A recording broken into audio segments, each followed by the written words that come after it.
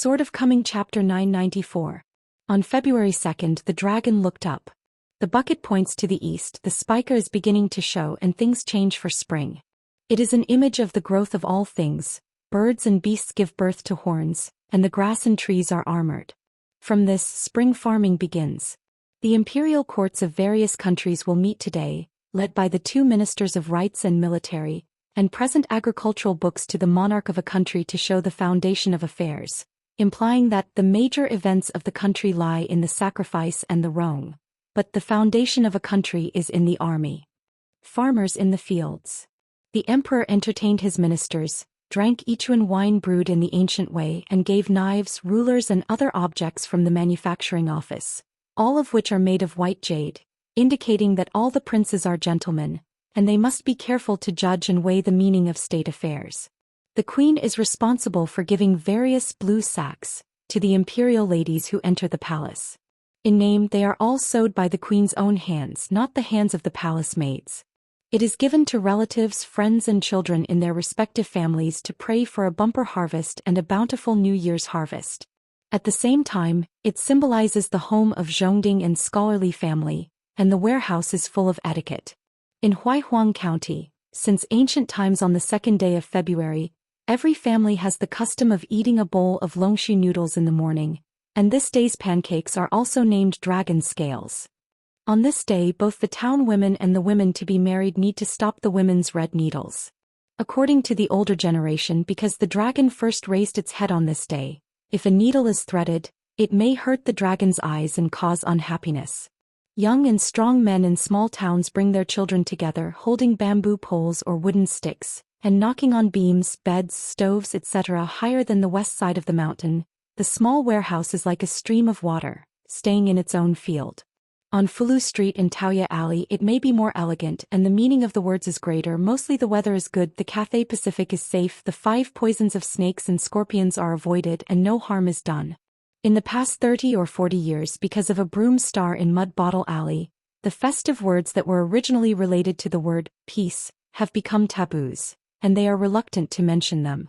Today, bless one party's safety has gradually become a very heavy and profound saying. There are even some wealthy portals who moved from the small town to the state city. On this day they deliberately let their children break a piece of porcelain, and then recite the broken piece, which is homophonic with Sui Shui Pinyin 3 times to seek a good omen. The women and girls in the family would go to the iron lock well to pick up water early in the morning, so on this day, it was also the most frequent encounter between Fulu Street and Taoya Lane and the people from other parts of the town. The former were mostly rich and noble. Teenagers and girls in brocade clothes were in groups. As soon as it was dawn, they left the house with a lantern in one hand and a beautiful and delicate celadone pot in the other. The two teams met in their respective streets. Snake walking, draw water here and return the same way. Early in the morning when it was just dawn, Qin Pingon brought the boy in Tsing-yi, the girl in pink skirt, and the millet grains down the mountain together to the ancestral house in Ni Ping Lane. Each has their own division of labor. Qin Pingon first knocked on the beam and the bed with a bamboo pole, and then took Qin Lingjun each carrying a bucket and went out to the iron lock well to fetch water. Boiled pancakes. Because of the order of the provincial governor not long ago, the Huaihuang County government posted a notice that on this day, the iron lock well, which had been banned for a long time, allowed the local people to carry water home. Guizhujia was making up her sleep recently, and she slept darkly every day, but Qin Pingon didn't call her. It's not swordsmanship or cultivation, she really just sleeps. Walking out of the Mud Bottle Alley, Qin Lingjun shook the bucket in his hand and asked in a low voice, "Is it the master's intention to open the water well?" It was the master who greeted the county government in person, and then the court approved it? The rules set by the Dali court in the early years, let alone in Chuzhou, even in the entire Aquarius continent, are extremely important. No one on the mountain dared to violate the rules, let alone change the rules. Qin Pingon shook his head and said, "I didn't mention it. I originally planned to find an opportunity this year to tell the court that the ban would be lifted next year, so it was mostly Zhao Yao's suggestion." Li Song did not return the ban by mountains and rivers to the south of Dadu. Zhao Yao, who was serving as a servant in the Ministry of Punishment, was even more busy, but the Ministry of Household would definitely call him a prodigal who only played with pretense. scolding him for stretching his hands too long. Qin Lingjun said old-fashionedly, "Isn't this just a retreat? Dali officials respect deeds so much and one is more pragmatic than the other. It is normal for Zhao Yao to be so foolish and unpleasant. I remember listening to the incense villain who ordered Mao on time. In recent years, the recompiling of local chronicles in various states, counties in Dali has been included in the local evaluation of the court. It is said that it was the suggestion of Zhao Shilang of the Ministry of Punishment. This has to be done with the qi practitioners of the various states. The county records are divided into two parts, and the one collected in the capital city is full of immortal qi, so there are many complaints in the local area." Qin Pingon shook his head and smiled and said, "Seeing merit in the long run, the transformation between reality and reality is very knowledgeable, just like the conversion between gold and silver and copper coins. There are premiums and losses, but if there is no smooth channel for circulation between the two, there will be a big problem. The Dali dynasty will become more and more the same as a powerful country with elite iron cavalry and strong soldiers and horses in the general sense, and gradually disappear. The special and most different Dali, if senior brother Tuiyu was still in power, what Zhao Yao did today would actually be what a country's national teacher would do." Qin Lingjun said honestly, "Master, I don't quite understand it. Anyway, I just think he is very knowledgeable. From this, it can be seen that Zhao Yao is still a guy with some real skills." Qin Pingon smiled and said, "It's true. Otherwise he wouldn't be able to become Bai Ye's anonymous disciple. Zhao Yao left his hometown when he was young and traveled far and wide across the sea. Later, Bai Yi, who rushed to Fuyao continent alone, gave a broken fairy sword Tai Bai to 4 people and Zhao Yao was one of them." Qin Lingjun said with a wicked smile, "According to the cultural background, Zhao Shilang has to be called a master, right?" Qin Pingon nodded and smiled, "That's necessary. Wu Yuan, the current governor of Chuzhou, because he was once a disciple of his senior brother Tuiyu, when he met Qin Pingon he also wanted to call his uncle. There are actually a few such juniors and nephews in the capital, and without exception they all hold high positions and are well-deserved important ministers in the Dali temple. In the small town, there is actually a narrower and cramped road than the mud bottle alley. Just like this alley that takes a shortcut to the Longjing well, if a taller young man walks into it, the eaves are lower than the eyebrows. You can only walk with your head down. If you look up, your forehead will touch the eaves. The alley is not long. The 2 walls are facing each other. In the past, when Qin Pingon went to Sulongjing to fetch water, he would always pass by this place, which can save a lot of leg effort, but the light is dark and a little infiltrating. People of the same age in the town are not afraid to take this road, but Qin Pingon is not afraid of this. Especially when it snows in winter, the dirt road in the alley freezes solidly and turns into ice. Qin Pingon is at the entrance of the alley. He first puts the bucket on the ground, pushes it forward gently, then takes a few steps back and moves forward. Running, kneeling and sliding again, people and buckets pass by one after another, and finally meet at the other end of the alley. The 2 rows of ice picks on the eaves were hit. Take Qin Lingjun out of this dark alley without a name. There is a small well at the entrance of the alley, but the well is small and the water is shallow. In the early years there were 3 or 4 families nearby and there was no need to walk far. Qingguang, the water in the well was exhausted and Qin Pingon, who was not in the mud bottle alley, came here to take advantage of it. In the book I turn to the suspiciousness of Melon Field Li Xia. The truth has been understood long ago, but there is no sentence in the book to explain the truth so clearly. There used to be a vegetable garden by the well, but the soil was poor and thin, and the vegetables that were planted were often short and thin and had a stringent taste. Now the vegetable garden has long been abandoned, and it is full of dilapidated rubble that has been gathered from all over the place. Between hues. Qin Lingjun never came to pay attention to these market scenes. There was nothing to watch. He walked in a big way and suddenly found that the master stopped behind him and didn't keep up. Qin Lingjun turned his head and looked. Qin Pingon just followed quickly and laughed casually. If I take care of this vegetable garden, the soil quality will be much better, the vegetables grown will not be so astringent, and the taste will be much better. Qin Lingjun laughed and said, "That's for sure. The master is diligent in his hands and feet. He became a kiln apprentice and he knows how to recognize soil, fertilize and cultivate soil. The vegetables in the garden can't grow as tall as people?"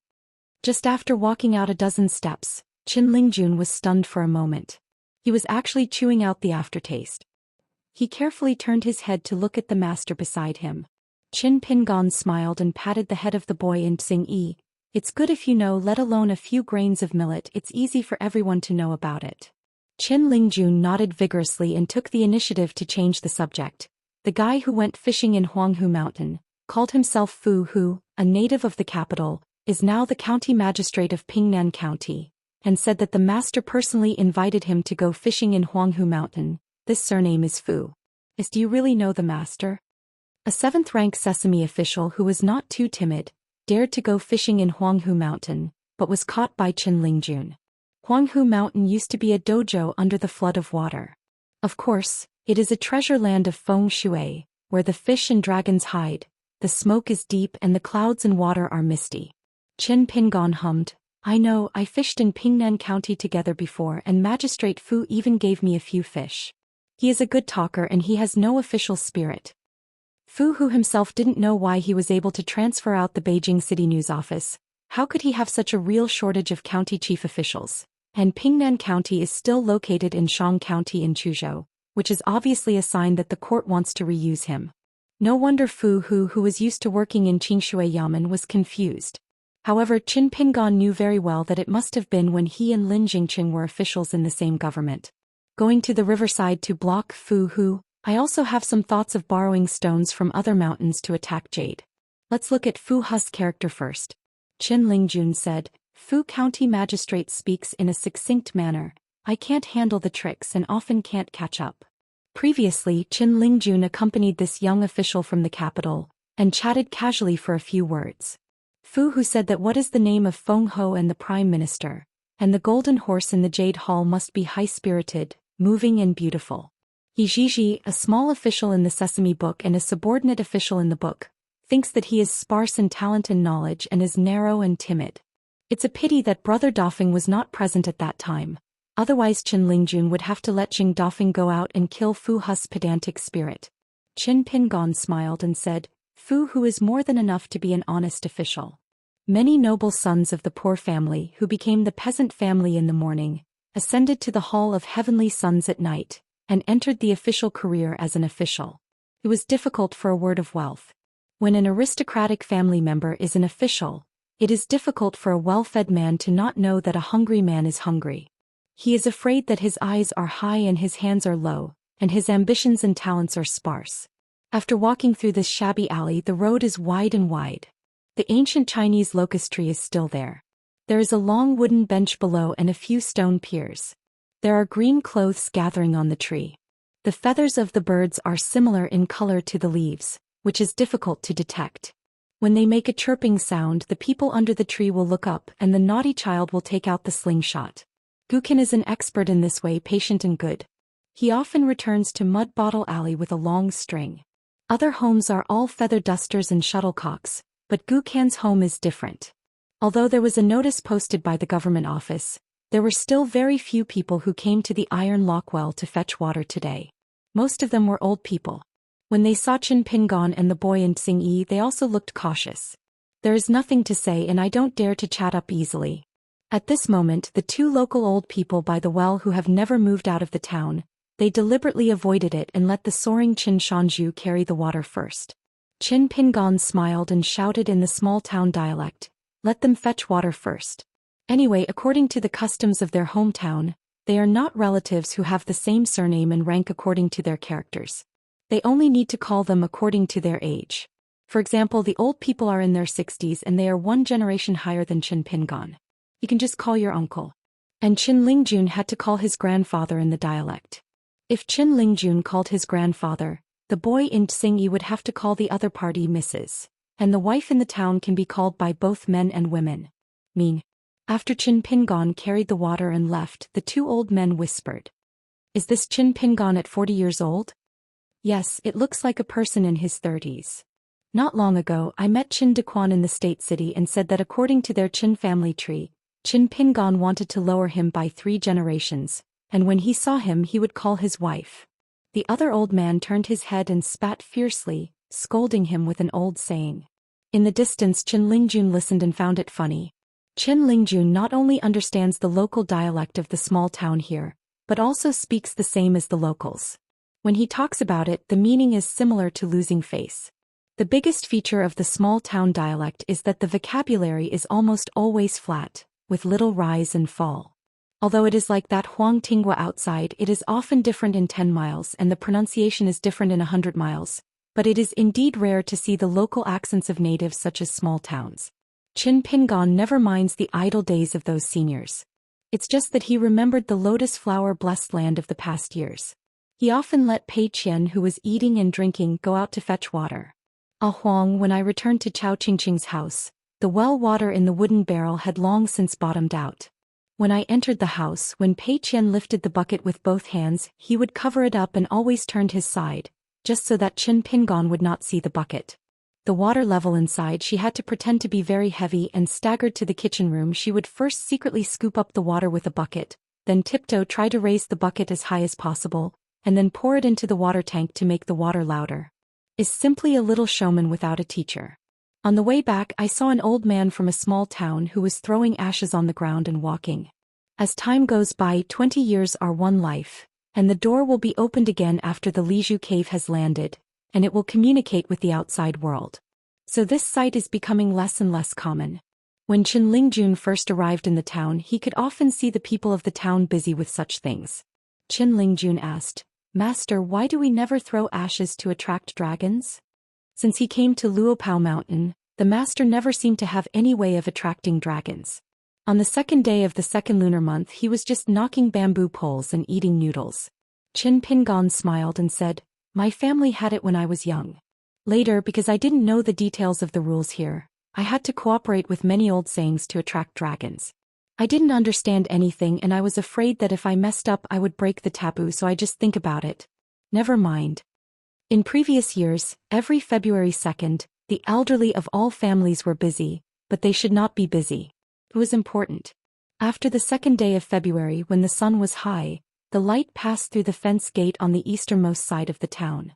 You can sprinkle ashes to attract dragons, but if it is cloudy and rainy, you can only wait patiently. If it is only cloudy and no rain, you can choose the time. Worry about the whole year.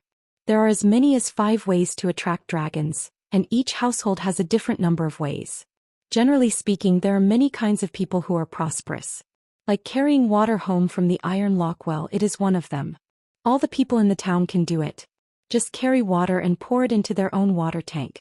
It is the easiest way to attract dragons. In addition, there are several more ceremonial ways of attracting dragons, most of which are organized by the elderly who are familiar with the customs at home. For example, in the past I chose an old locust tree or a big stone near the road near my home, and used the ashes of the stove to spread a gray line around it, and then let the youngest child in the family, both men and women, hold a red thread tied with a copper coin and put it in the circle. If the family is rich, use a red rope to tie a piece of gold and silver. The child is responsible for pulling the money home. When pulling copper coins, gold and silver, a hole needs to be opened in the circle like a dragon spitting water, and water is money, which is equal to it, is to open up a way to bring money into the home, and then put the copper money into a celadone piggy bank. And then the head of the family is responsible for covering the porcelain jar with his own hands, and the money is kept in the house. With fortune the new year, the whole family will not worry about eating and drinking. In addition, some old people chanted words, scattered the ashes of plants and wood stoves in a horizontal line at the door of the house to block the door and warded off disasters, or scattered dragons and snakes in the corners of the wall to block evil spirits. Or in the courtyard and the drying yard, first stack the whole grains in the shape of a hill, and then sprinkle ashes to form a circle like water surrounding the mountains. Bless the harvest today and the warehouse is full. There are also some wealthy gates with many fields, and they are even more particular. There is a saying that Huang Yingqing is sent, there must be 2 people, one of whom has a bag full of grass ash on his waist, and sprinkled it all the way to the Longshu River outside the town. Using a bag of grain bran to lead a dragon home has both the meaning of attracting the dragon from the field and the saying of sending the of poverty away to welcome the of wealth at the same time. If in the past the master gave this explanation, Qin Lingjun would have heard it, but today was different and he quickly wanted to understand the real reason. The master didn't tell any lies. When he was young, the master never read books and no one was willing to teach him these ways. He really didn't understand the rules and taboos of attracting dragons, but the real reason was because the master at that time was in his hometown, Maybe he is a taboo himself. Qin Pingon asked with a smile. Have you thought about the way out? Qin Lingjun asked in confusion. What? Qin Pingon said. Burning grass and trees into ashes, raising mountains, diverting water, tying trees, and diverting money involves the 5 elements of gold, wood, water, fire, and soil. The reason why each household has a different way of attracting dragons is that they need to cooperate with the 5 elements. Numerology: if there are many people in the family, you can collect 5 kinds of ashes to attract dragons, and if there are few people you can only choose 2 or 3 kinds. Qin Lingjun nodded and said, Master originally said this. I have long wanted to understand, and I thought Master was going to say something mysterious. When a chestnut fell, Qin Lingjun, who was already prepared, quickly turned his head. It seems that in every country and village, there is an inexperienced and demented fool. And then Qin Lingjun is like the one who thinks there is no such thing. Yes, we don't have it here. Qin Pingon walked back to Mud Bottle Alley, passing by the Chow family's ancestral house, and glanced at the house next door to the left of his ancestral house, then walked into the courtyard and poured water into the tank with Qin Lingjun. Nguan Shu and Xiaomi had already prepared tableware and chopsticks, and sat together around the table in the main room, eating the long-bearded noodles that should have been bland, but Nguan Shu specially brought a few kinds of dry mountain vegetables that she picked and dried by herself. Qin Pingon and the others enjoyed their meal. Qin Lingjun, who was sitting at the door, finished his bowl, coughed and tapped his chopsticks, indicating that some stupid girl had some eyesight. Just as Qin Pingon gently pushed the empty bowl in his hand, Qin Lingjun got up immediately. A white bowl in each hand let the master wait for a while and then went to the kitchen to pick noodles. After taking his seat again, Qin Lingjun rolled up a big chopsticks of noodles, took a breath and asked, Master, Xing Dafeng is really going to Xindu Mountain. Xing Dafeng has just returned to Luopa Mountain and is about to leave. Qin Lingjun must be the most lost one. It would be more exciting if he could chat with Brother Dafeng every day. Qin Pingon said, I will persuade him again. Don't look at Xing Dafeng's previous reasons, but in fact there is only one real reason to make way for Xianwei. Cui Dongshan's warm invitation just gave Xing Dafeng an excuse to persuade Qin Pingon and Xianwei. Qin Lingjun was relieved the master was willing to personally go out and keep him, and if he cooperated with him and played side drums, he would definitely leave Brother Dafeng, and he was somewhat sure. Qin Lingjun said vaguely, because I didn't know the exact time when the master returned to his hometown. Li Huai left the dragon boat ferry with Nin Daoist and went directly to the academy. Qin Pingon nodded. Li Huai and Nin Daoist, who attended the opening ceremony of Huangliang sect together with Qin Lingjun and Guizhujiu before, did not return to Nujiadu together, because Li Huai wanted to go to Xianxia Academy quickly, and he had the status of a sage. After all, it was different. Now some academy affairs require his presence. In addition, Qin Pingon has already replied to Brother Mao and sent another letter to Li Huai saying the same thing, that is, in the name of Xianxia Academy he invited the Taoist Nin to participate in the excavation of Dadu and Tongyi's Hao. After all, Taoist Nin had a Li Huai whose identity was hidden on the mountain. This matter, Xianxia Academy will not publicize it, and the Academy and the Confucian Temple will only record it secretly. Before Mao Xiaodong was promoted to the office of the Secretary of the Academy of Rites, he was the deputy head of Xianxia Academy who had been abbot of specific affairs for many years. It was naturally more appropriate for him to discuss this matter with the Academy than Qin Pingon. Internally, it was like jumping up the ranks and serving as the second in command of a Confucian school, especially the Book of Rites School. Xianxia Academy and the Gao dynasty of the Great Sui dynasty were all honored. As for how Li Huai suddenly became a sage appointed by the Confucian Temple, it is estimated that the Academy and the Gao family are still confused to this day. It belongs to the kind of unexpected joy that teaches people how to brag to the outside world. After all, we can't be ignorant of conscience saying that Li Huai from our academy is full of poetry and books. Wait for the seeds of reading, right? Those masters from the academy who came from Confucian scholars may have the only impression of student Li Huai, that they are still hardworking in reading and always have the lowest grades? Qin Lingjun sighed sincerely. They are all sages of the academy, and Li Huai is also a fool and a fool. I have always seen people as accurate, only on Li Huai's side I have missed the mark. Wanshu glanced at Qin Lingjun silently, and Xiaoman sighed and shook his head. Qin Lingjun just pretended that he didn't see or hear it. The two girls had long hair and short knowledge and knew a hammer. I am the little prince of the royal river. the little dragon king of the Luapa mountain. I have come and gone in the wind and waves, and I have grown old in the rivers and lakes. Apart from my own master, who can know better than me the dangers of the rivers and lakes. Qin Pingon smiled. On the way to study at Dasui Xianxia Academy together, Li Huai once told Qin Pingon about an embarrassing incident, saying that he was naughty when he was a child. He was beaten once, and it was a solid beating, so that his blossomed and he cried. It turned out that Li Huai was once taken by his sister Li Lu to draw the money dragon. He deliberately dragged the red thread copper coins, and turned the circle of gray lines sprinkled by Li Lu. As a feat, she showed off to her parents, and the woman turned pale on the spot. She first grabbed her daughter's ear and then pinched her daughter's arm. If you don't stop Huizi, the woman doesn't worry about wealth or anything. Anyway, the family is so poor, not to mention that they can't afford to worship the god of wealth. It is estimated that even the of poverty is not rare in their house. She is just worried that Li Huai is so poor. It is taboo to do it. Li Huai is young and can't stand the strange things that some old people often talk about. Therefore, no matter how much a woman feels sorry for her son, it is difficult for her to be served by her family. Pressing Li Huai on the long bench is like a feather duster. In fact, it's just pretending to be seen by God. You've already learned a lesson, so don't be angry. It's just that the woman was still worried.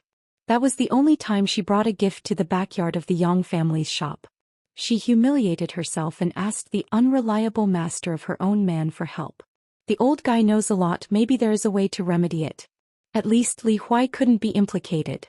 After hearing about it, the old man Yang, who was puffing up the clouds, still had the same paralyzed expression for thousands of years. He just said nothing taboo or taboo. The woman became anxious when she heard it. Li Huai is not your grandson. You, an immortal thing, don't take it seriously, right? Seeing that woman was about to cry, make trouble, and hang herself, the dark-faced old man had to put away the tobacco pole and tell her to stop arguing. Although the woman was skeptical, she immediately shut up. In the end of the year, apart from going into the mountains alone to collect herbs, the elderly who hardly stay at home rarely go out with a cigarette stick around their waists. The old man Yang went to the side room full of debris and fetched a bag. The old man said with a blank expression, telling the woman not to follow him. The woman is not afraid of this ruthless old man, but she is afraid of those illusory old rules. When old man Yang left the pharmacy and came, the woman asked her daughter Li Lu, who was traveling with her, to secretly take the door-to-door gift that she had placed on the counter in the front room of the pharmacy and take it home. According to the woman's little calculus, this time she came to ask for help. First, let the old man see the gift she brought, and when she went to the backyard of the pharmacy, if she could do it, she would grit her teeth and give it away. If it didn't work well, the old guy still has the face to receive gifts. Now, looking at the appearance and posture of the old man when he goes out, it is estimated that he is almost certain. Since he is half of his own family, it is not a festival today, so what gift should he give? After cleaning up the dishes, Qin Pingon took them to Qilong Lane. On the Chuzhou side, I think that the business of the hair shaving shop is the best today. The children are caught by their elders and have their hair cut. However, this is a custom that exists everywhere in the outside world. In fact, this is not the case in the small town in the early years. For example, Hongzhou town is the place where the three rivers meet, and there is a custom of raising dragon boats in the morning and setting up dragon lanterns at night.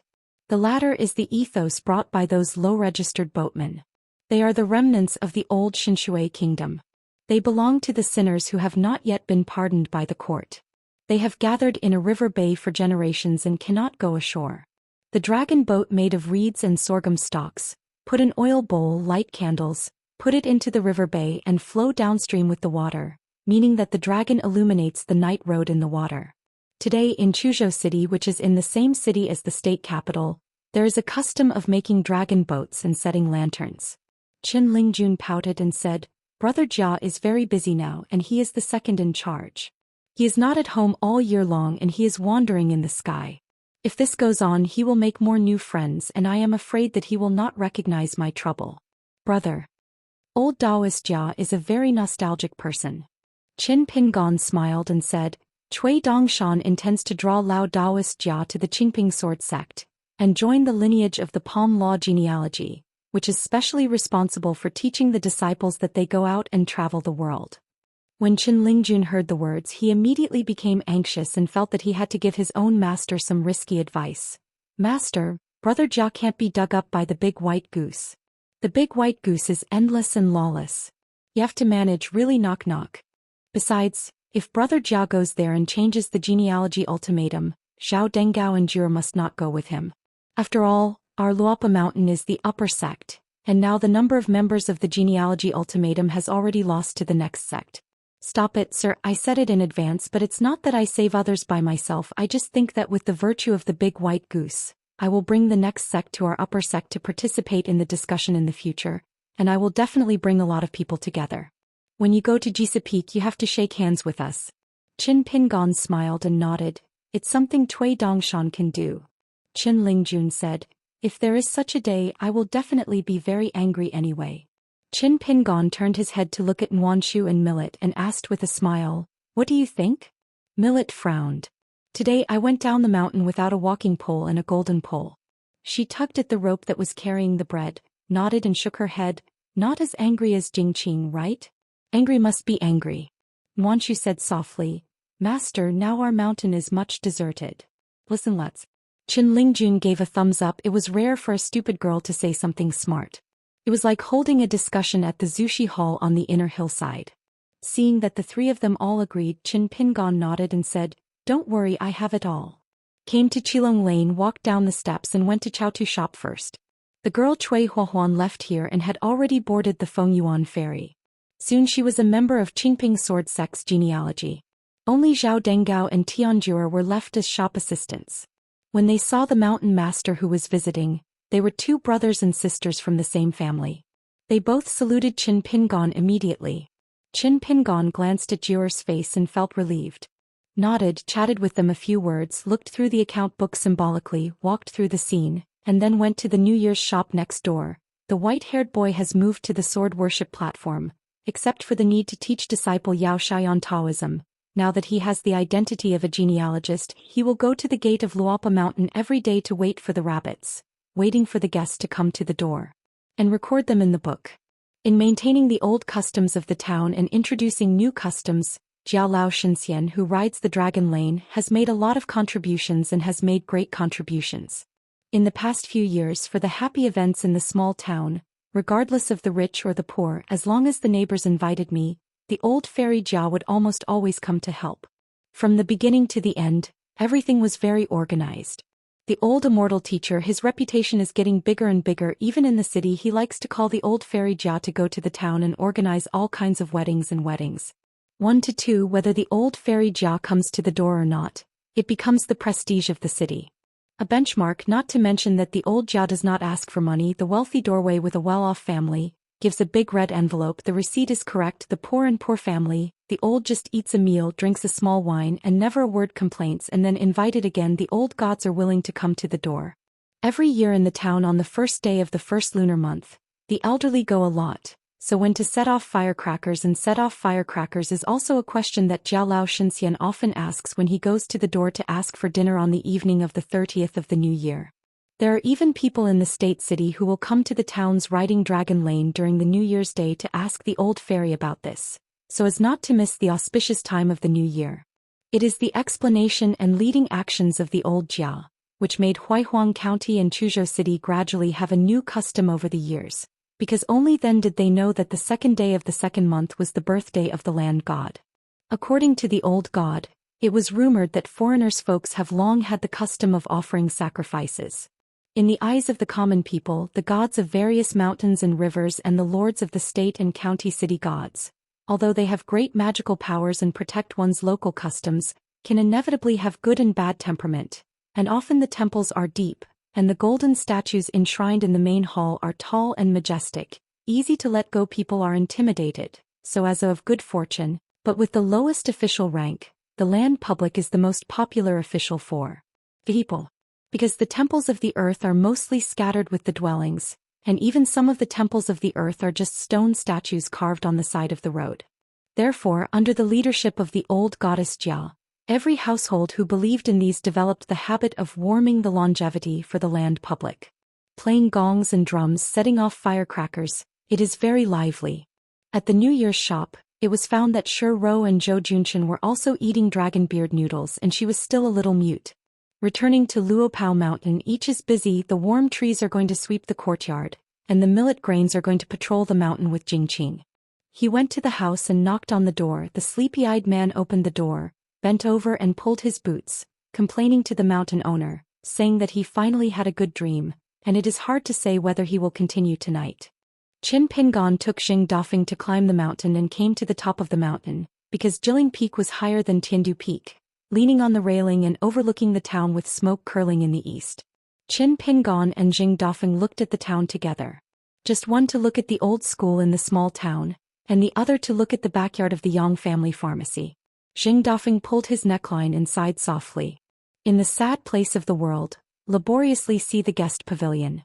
Now there are not many acquaintances in the town, and even Huang Erniang's wine shop has moved to the state city, mostly for her son's education so that he can participate in the imperial examinations and be able to be named in the gold medal list. Xing Dafeng asked, "I heard that you plan to be a gentleman who opens a museum?" Qin Pingon nodded with a smile. "I've already found a good place and now I even have a backer." Xing Dafeng asked curiously, "Backer? Where is the sacred place?" Qin Pingon said, "The boundary of Yunzhou in the south of Hongzhou. The Watergao Brewery has just moved from the Jixiang Temple in the upper reaches of the Baihu River." Xing Dafeng laughed dumbly. Hearing the famous name of this river master, it is like thunder, and a stern and iron bone bears morality, and a dead Taoist friend does not die. However, Xing Dafeng rubbed his chin.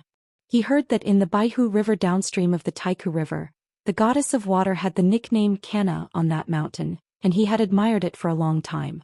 Qin Pingon said, "The master hired by the Qin family in Longweixi will soon leave Huaihuang County.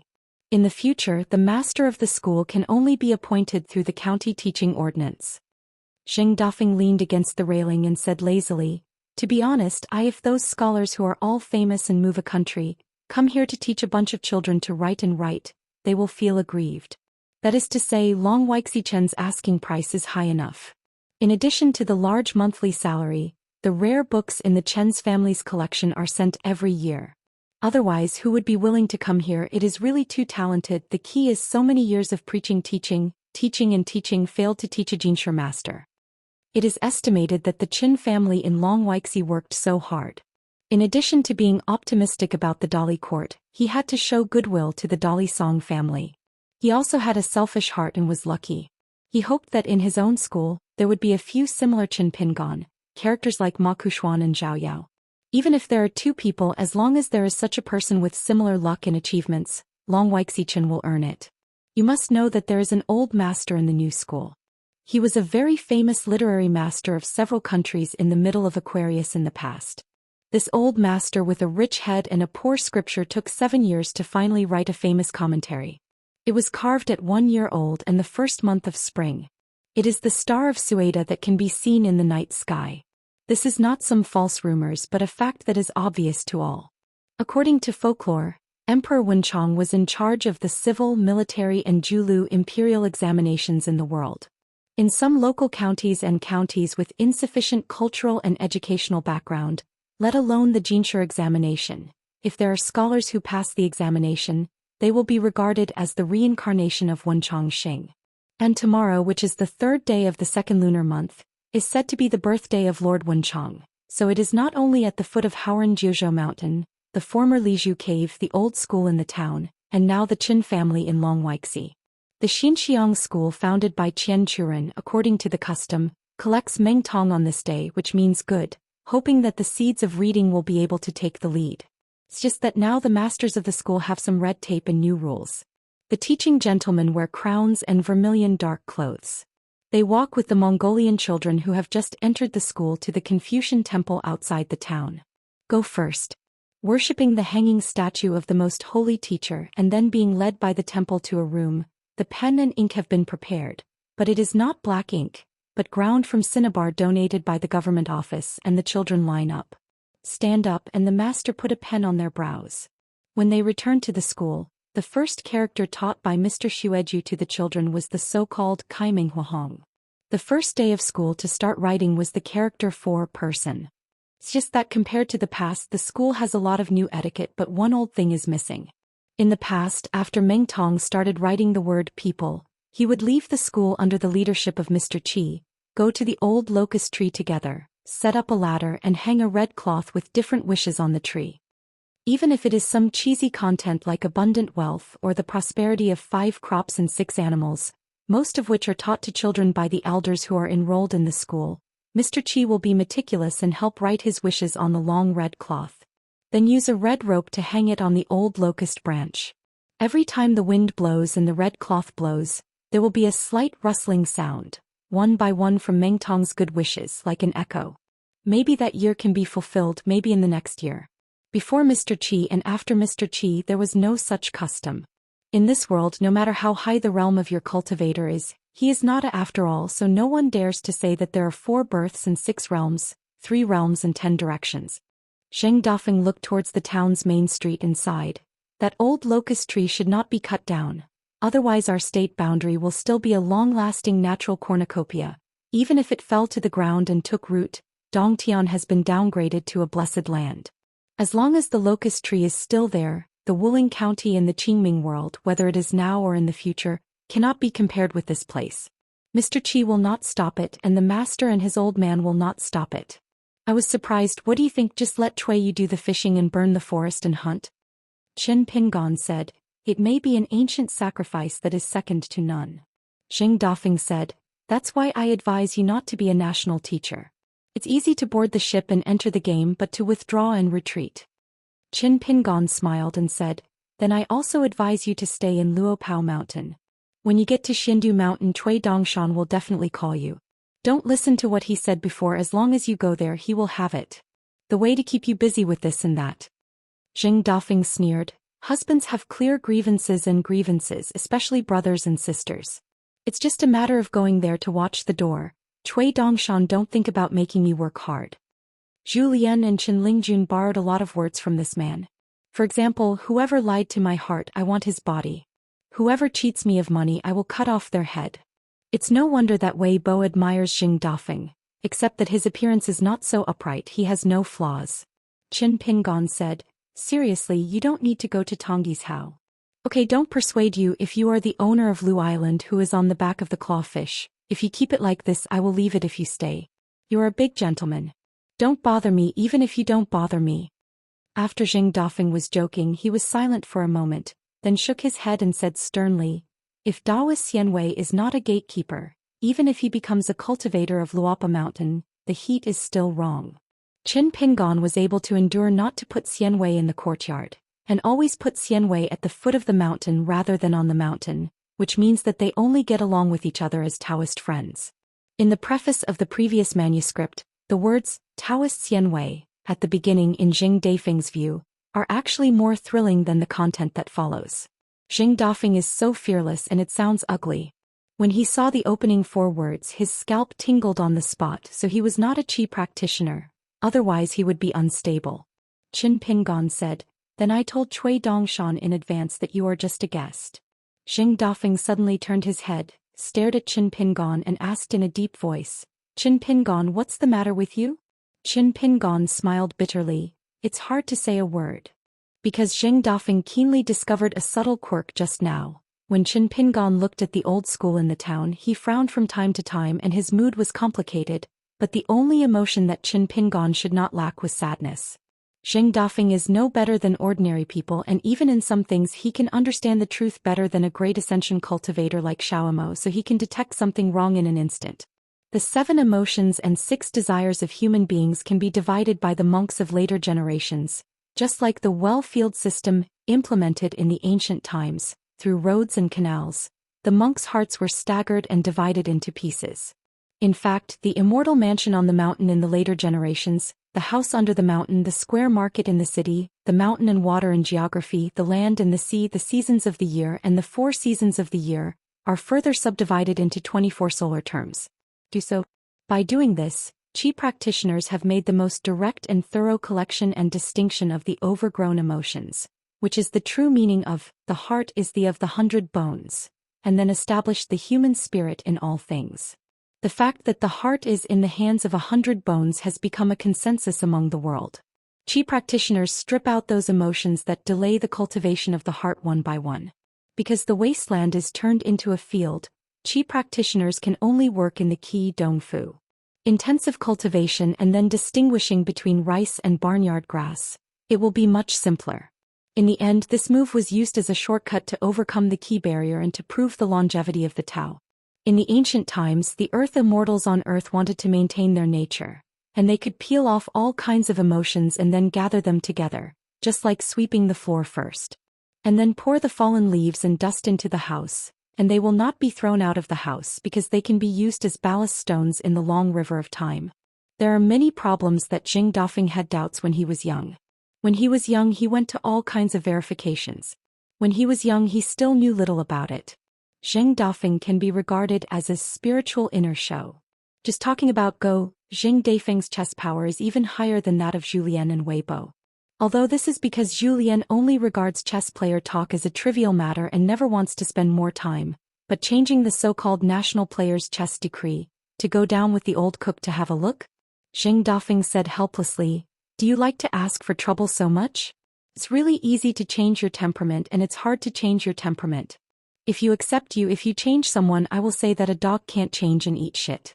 Do it for yourself, don't blame others." Qin Pingon should have stripped out several kinds of emotions. As for the specific ones and what their intentions are, Zheng Dafeng will not ask more. Every family has a scripture that is difficult to read. When a person closes his heart, it is like closing the country and isolating the world. No wonder Qin Pingon is still stagnant in nascent soul realm. Qin Pingon put his hands against each other's palms, rubbed them gently and said with a smile, "My path of cultivation is of course a bit wild, but the taste is very good. Gone, it's not enough for outsiders. Good times are like birds in flight and the palm of your hand becomes a story." The thief Zheng Dafeng smiled and said, "I heard Wei Bo said that Gao Jun visited the various departments of Shanjun Mansion in Piyun Mountain, and suddenly changed his mind and planned to stay here for a few more days." Qin Pingon said, "The quilt is useless. She is a woman and would like to live with you in Xianwei. What are you thinking?" Gao Jun was reluctant to leave, and made up his mind to observe the vast world beyond the blessed land. It seems that it is similar to Pei Qian going to school in the village school in the past. It can be delayed for a few days. I heard from the old cook that the first time Pei Qian went down the mountain to go to the small town school, he was actually playing crazy outside for a day, and then pretended to limping back to Luopao Mountain saying that he had a broken foot. If it wasn't for Zhou Lian's trump card saying that he would inform her master, it is estimated that Pei Qian would have been able to go to school for a long time. Even so, even if Pei Qian was reluctant to go to the school in the first few days, Zhou Lian, in order to prevent Pei Qian from skipping class, was a battle of wits and courage. The mountains stretch, the peach-red willows are green, the mountain guests look at the feet of the clouds, and the children sweep the flowers. On the other side of the town, the sun is shining brightly, and swallows hold mud and go back and forth between the fields and houses. Qin Pingon said in his heart, "If your senior brother is the same person, then according to the records in the secret archives of the Summer Palace, his real name is Yan Gua." Zheng Dafeng smiled. "Why is senior brother Xia having such a surname? He took such a name." Swallows are also small birds, but according to the ancient Chinese character Yan in seal script from bird to e, they are the giants of heaven and earth. Zheng Dafeng turned around, leaned back against the railing, looked at the mountaintop palace that was originally a mountain temple and said, "I heard that Lin Shui is in retreat?" Qin Pingon nodded. Before the retreat, Lin Shui sent a secret letter. In fact, there was only one sentence in the letter: "You can go to the Logging Institute for New Year greetings in the first month of next year." Zheng Dafeng said with a smile. "Then you are not relieved. This friend will not break up only because of the grievances of his parents." Qin Pingon took out 2 pots of wine from his sleeves and handed Zheng Dafeng a pot. It's not an exaggeration to say it's a relief. Of course, the reason why he didn't go to pay New Year's greetings was not because he was afraid of hitting the wall and shutting the door, but Qin Pingon always felt that in the style of Lin Shui, saying yes in the letter was a hint of not necessary. After all, although Lin Shui has been meticulous since he was a child, he is not the kind of person who likes to be around the corner. Peek pretending to be an umbrella. Therefore, according to Lin Shui's consistent style, if he really wants to go to his father's New Year's greetings, most of the letters will use the word must. In addition, thinking that with Lin Shui's cultivating qualifications, it is very likely that he will leave the customs in the first month. Qin Pingon will reply to the letter and ask at that time, I never thought that Lin Shui has not yet left the customs. Zheng Dafeng didn't drink, just shook the jug and suddenly said something that left Qin Pingon dumbfounded. Then do you know that Lin Shui was almost the one? Qin Pingon took a sip of wine. Zheng Dafeng smiled and said, do you think Li Huai is more like him? Qin Pingon shook his head. I thought Li Huai was the least like it from the beginning. It means that you knew the old man better than me a long time ago. Zheng Dafeng nodded. Master is so willing to be Li Huai. Just think about this little bastard, he will be carefree all his life, he only needs to have an occasional flash of inspiration and live a stable life. Don't feel that you stole something. Lin Shui failed to keep this one in the end. For him it was the best fate. Otherwise he would have been eaten by some guy who went to the sky. If you don't believe it, you can find a chance to find Lin Shui and ask him personally. The answer he gave must be indifferent and firm in his Taoism. I think Lin Shui has been a Taoist and a scholar since he was a child. So the future achievements will be very high. Anyway, going back from the results, Cui, you must have been the first person to pass the life porcelain and noticed a hint of it, so he immediately came to Lizhu Cave and gave Lin Shui such a name in person, and then invited him. Only Lin Jingqing, one of the assistant officers of the kiln supervision and construction department, served as the custodian. Of course, Lin Shou took the lead when he was born, and it was absolutely impossible to do it with external force and manpower. Lin Shui in this life is equivalent to relying on his ability to accumulate his previous life and reincarnation time and time again to cast such a good child. Therefore he and you are two extremes. Looking at the long river of time in Lizhu Cave, Yuqin Pingon, there are also many ordinary people from the small town. Relatively speaking, it is really unsurprising, especially when your natal porcelain has been inspected and it is the qualification of the earth immortal, and then it is broken. It's not you anymore. In this matter, the master all confirmed it back then. To be precise, the master probably regarded you as a person early on. But Cui Ye's mind was treacherous and he deliberately used the name Lin Shui to mess up the heavens. Not only me but also master and his old man didn't understand Cui Ye's intentions. Before I went to the colorful world, I talked to master about this alone, and master shook his head and said he couldn't see clearly. From the beginning to the end, I didn't know whether Cui Yu wanted Lin Shui, who had a prototype of one early, and whether he would become that one in the future. I still don't want him to get such a good fortune. Qin Pingon, you should have heard an old saying, if a person is roughly sure that his fate is good, don't let anyone tell his fortune casually, it will get thinner and thinner. Cui Yu just used the name Lin Shui to determine whether his original intention was to promote or hinder him. There seems to be no answer. It's wrong again, maybe that's where Cui Yu really shines. In the past, everyone in Lizhu Cave was one, and the flow of luck had nothing to do with good or evil. It had nothing to do with whether he was a cultivator or not. It was only a matter of mutual recognition and denial between people. Those who are recognized will add a few points, and those who are denied will reduce a few points. In this way, whether you look at people's hearts from the surface or the eyes of a monk on the mountain, you, the broom star of Mud Bottle Alley, are you? Isn't it the last thing you should be one? Qin Pingon, it's wrong, it's a big mistake because you still don't know enough about the real situation in the heart of the human heart, the real likes and dislikes. In fact, it is never on the face, not even in our heart. As for where it exists, this problem is very far-reaching, such as where the voice comes from, who speaks, and the relationship between people and memory, who is driving the idea, and whether the souls of all sentient beings originate from a piece of water. Things like that are more complicated. Zheng Dafeng said with a dry mouth, opened the jug, raised his head to drink, wiped his mouth and couldn't help laughing. Just send me with Dong Shijing's glutinous rice wine? Qin Pingon smiled and said, if you stay in Luopao Mountain, even if I rob it, I will back a few jars of 100 Flowers brew for you. Zheng Dafeng's eyes lit up. Tiskeiske admiringly said, Baihua Brewing, an ancient tribute from Baihua Blessed Land? Qin Pingon nodded and said, know the goods. Zheng Dafeng said, didn't they say that they will no longer be brewed? It seems that the difficulty is not too big. Qin Pingon, who is sincere, said decisively, otherwise how can I show my sincerity? Sort of coming. Chapter 995. As the old saying goes, husband leisure Qing Fu also. Since being idle is also idle, and being idle is a kind of happiness, Lu Xianying took a round-faced girl with the pseudonym Yu Qianyue and traveled to the northernmost part of Aquarius Island. They wandered along the long coastline. After a lap, Lu Xianying went to the sea every day, brought pots and pans and simmered a pot of seafood, so Lu Xianying forgot what the taste of fresh river was. Whenever Lu Xianying stopped and took a nap, the girl with the round face in the cotton coat sat quietly beside him. When Lu Xianying returned to Zhongmen Mountain, he found that the blacksmith Wan was still casting swords behind closed doors, and his younger brother Xieling was in seclusion. This object was the treasure that was given to Xieling by Yujing's third headmaster. It is a colorful glazed pagoda, half a foot high with 9 floors with plaques hanging on all sides of each floor, so there are 36 pieces in total. Lu Xianying was very envious and couldn't help but sigh, "It's really good to have a good ancestor." Xingyue didn't talk to her, she just thought about whether there were any flocks of ducks on the other side of the Longxi River. Lu Xianying was still complaining about himself there, saying that his ability to reincarnate was not as good as this junior brother Xie. Otherwise, let alone the fairyland, it would be no problem to just grab an ascension. Donggu, who was on the side, has long been accustomed to this. Anyway, it is his own words behind closed doors and he can't be ashamed to be thrown outside.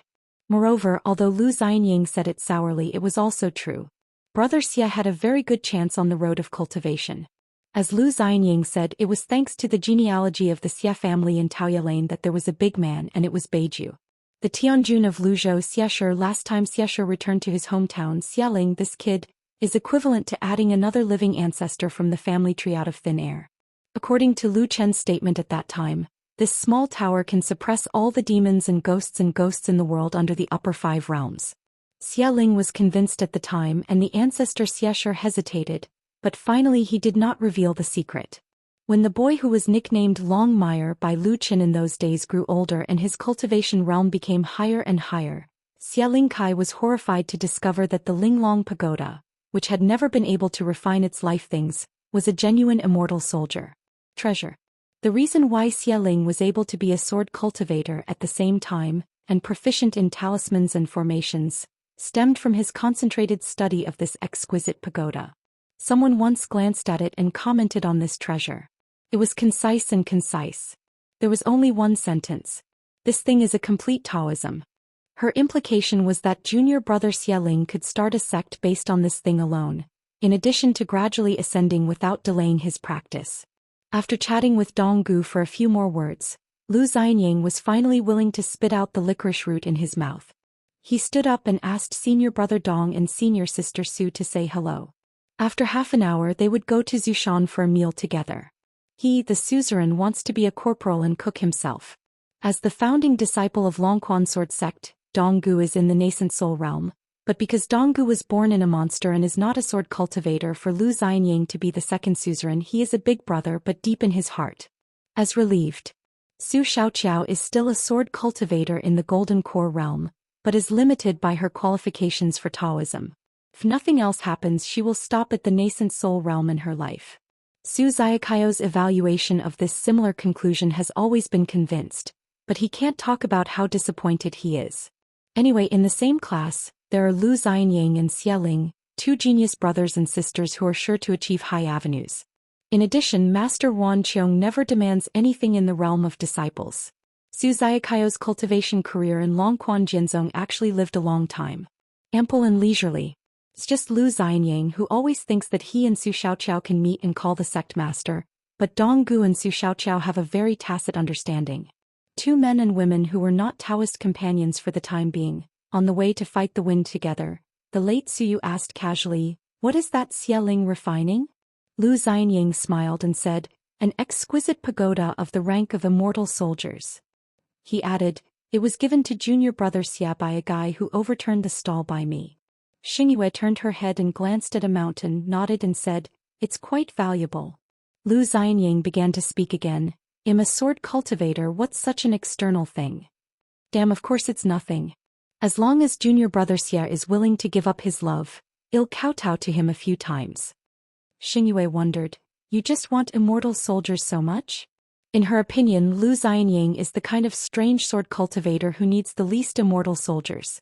Lu Xianying was stunned. "Why? Do you have one?" Xingyue nodded and said, "You don't understand what the wild world is like. Since you've all gone out, of course you have all your belongings in your pocket, so you have a few pieces in your pocket. Since you want so much, pick 2 pieces. It's pleasing to the eye, take it to refining." Lu Xianying grinned, reached out and patted his cheek. "What are you talking about? I'm not Chin Pingon, I look like the kind of person who eats soft rice?" Shinobu rolled his eyes. When they got to Zhou Xian, Lu Xianying really put on his apron and started to cook, and he was there to help. Lu Xianying suddenly turned his head and said, "Qianyue, maybe I didn't explain that sentence before. Qin Pingon just looks like a soft-boiled person. I don't look like that, I am." On the credit month, he slashed the firewood with a knife and then threw it to the stove. As soon as she heard the name of the young hidden official, she felt depressed and in a bad mood. Lu Xianying smiled and said, "Don't be depressed, I'll put a sack on him and beat him up in front of you." Xingyue twitched the corners of his mouth. "He doesn't dare to do anything to you, so what should I do with revenge?" Lu Xianying felt that he had to find an opportunity to open the skylight to this girl Yu and speak brightly. "But you have to drink to be brave first. Probably so people who really like someone are cowards." Lu Xianying said, "Have you ever visited the city before? Have you seen that boy?" Shinobu shook his head. It turned out that just now Lu Xianying learned about it from senior brother Dong. In the city of Chuzhou there was a poor boy named Li Xinyuan, who was carrying a snake gallstone of high rank and went from Chuzhou all the way. He walked through Yu Hong and other prefectures and walked to the vicinity of Old Beiyue, which is located in the land of Dalajingji. When the young man reached the gate of Longquan Jianzong, he was almost like a beggar. He wanted to give away the snake gall stone. Use this as a stepping stone to become a disciple of Longquan sword sect. Moreover, he named his surname and wanted to learn from Su Xiaoqiao, whose dojo is located at the Boiled Sea Peak. Even if he could not become the direct disciple of this female sword immortal, he could be an outer disciple temporarily. Boiled Sea Peak is not among the mountains to the west of Lizhu Cave. It is an original mountain peak in the old Beiyue boundary of Dali. I heard that the ancestors of the young man were from the small town for generations, and the ancestral house was on the Erlang Lane. It was only in the hands of the elders in the family that they sold the ancestral house and got a large amount of gold and silver. The government handed over the land deeds in exchange for several new and adjacent large houses. The family had a great foresight earlier, and at the same time purchased a lot of good land outside the city. It is reasonable to say that such a good family is a little more honest and peaceful. After 1 or 2 generations of management, whether it is to become a scholarly family, or to spend money to get rich first and then expensive, in short, it is not difficult. It's just that no matter how big the family business is, it can't be worth the word of gambling, and there are 2 gamblers in the family. If you want to win money at the gambling table, you have not relied on gambling skills since ancient times. In fact, at least 30% of the families who moved from the small town to the state city lost a solid family business at the gambling table. Once a small-town teenager, now he is proficient in eating, drinking, prostituting and gambling, or he is a young man who used to be a drunkard, a gambler and a bachelor and becomes an old bachelor. This Li Xinyuan didn't break through the mountain gate, let alone talk nonsense. He built a grass hut in the nearby mountains and lived like a savage. Every time the young man appeared, he would squat on the side of the road at the gate of the mountain, waiting for news, hoping that the Longquan sword sect would allow him to go up the mountain. After meeting a few times in the same family, since the blacksmith Wan was still working on the iron, of course Lu Xianying, the new suzerain, was in charge of the house, and he brought a lot of seafood back with him. Dong Gu and Su Xiaoqiao stepped on the meal and came to Zhou Xian's side. They saw Lu Xianying sitting on the master's main table. They didn't say anything. Eating on a bench. Having a home-cooked meal at the same table. This is the tradition of Longquan Jianzong. When discussing the big things, they just chat a few words at the dinner table. True to the old adage, the greatest food in the world is the greatest. Even the matter of Lu Xianying's succession as the suzerain was discussed on the table. Wan Qiong said that Lu Xianying did not refuse, and Dong Gu and Xieling all agreed, even if it was settled. Today's dinner table is nothing more than an extra month on credit, and she is not an outsider. Lu Xianying raised his glass and bumped with senior brother Dong and asked, "If Xieling succeeds in refining that treasure and then leaves the border, will it be the Jade Pure Realm?" Dong Gu took a sip of the wine, picked up his chopsticks and said, "I don't know." But Su Xiaoqiao nodded. "Before the retreat, junior brother Xia told me that. Junior brother Xia always speaks prudently. Since he said so, he is inseparable." Lu Xianying turned to look at Dong Gu. "Senior brother Dong, didn't Xieling tell you?" Dong Gu shook his head. Lu Xianying smiled again and turned to look at Su Xiaoqiao. Su Xiaoqiao guessed what he was going to talk about and said, "First, I advise you not to be scolded. Senior sister understands me." Lu Xianying laughed and said, rubbing his chin, "Our family's long eyebrows are amazing, Amazing, Yuan blacksmith really got lucky and found a treasure, and the long eyebrows are now in the forefront of the 10 young people in Aquarius. Waiting for him to become Yupu, wouldn't he be on an equal footing with my suzerain? When this kid leaves the border I have to persuade blacksmith Yuan. Since he is no longer the suzerain, then don't put on the air of such a master. Next time before eating together, blacksmith Yuan has to offer Xieling a toast before moving his chopsticks. Donggu didn't speak at all and Su Xiaoqiao just thought it was Lu Xianying farting. There are not many people who dare to make fun of Yuan Qiong in such a huge Aquarius island. Maybe Lu Xianying is the only one. When Yuan Qiong came to Longquan Jianzong's mother's home Fengxue Temple, he was a calm temperament. He devoted himself to making swords for many years. Jianxiu didn't look down on the Shingao sect, the leader of the mountain in Izhou, but when he talked about the swordsmith Yuan Qiong, it was rare to have a few good words that caught his eye. In addition, Yuan Qiong was the last saint in Lizhu Dongtian, and was invited to be the chief worshipper of Dali. He occasionally participated in the discussions in the imperial study in the capital, not to mention His Majesty the Emperor, together with Wei Bo and Jin Qing, including the Daoist mountain monarchs. Yuan Qiong is extremely respectful. The Taoist heavenly monarch who goes by the alias Chao Rong, as Lu Chen's direct disciple, Beiju Luzhou He Xiaoyang's senior brother, he once appeared in the capital of Dali, and the rumors are just chatting with Yuan Qiong the boring gourd. A few words. Not to mention Lu Xianying, his own disciple who is now famous in Izhou, as well as the young hidden official who blossoms inside the walls and smells outside the walls.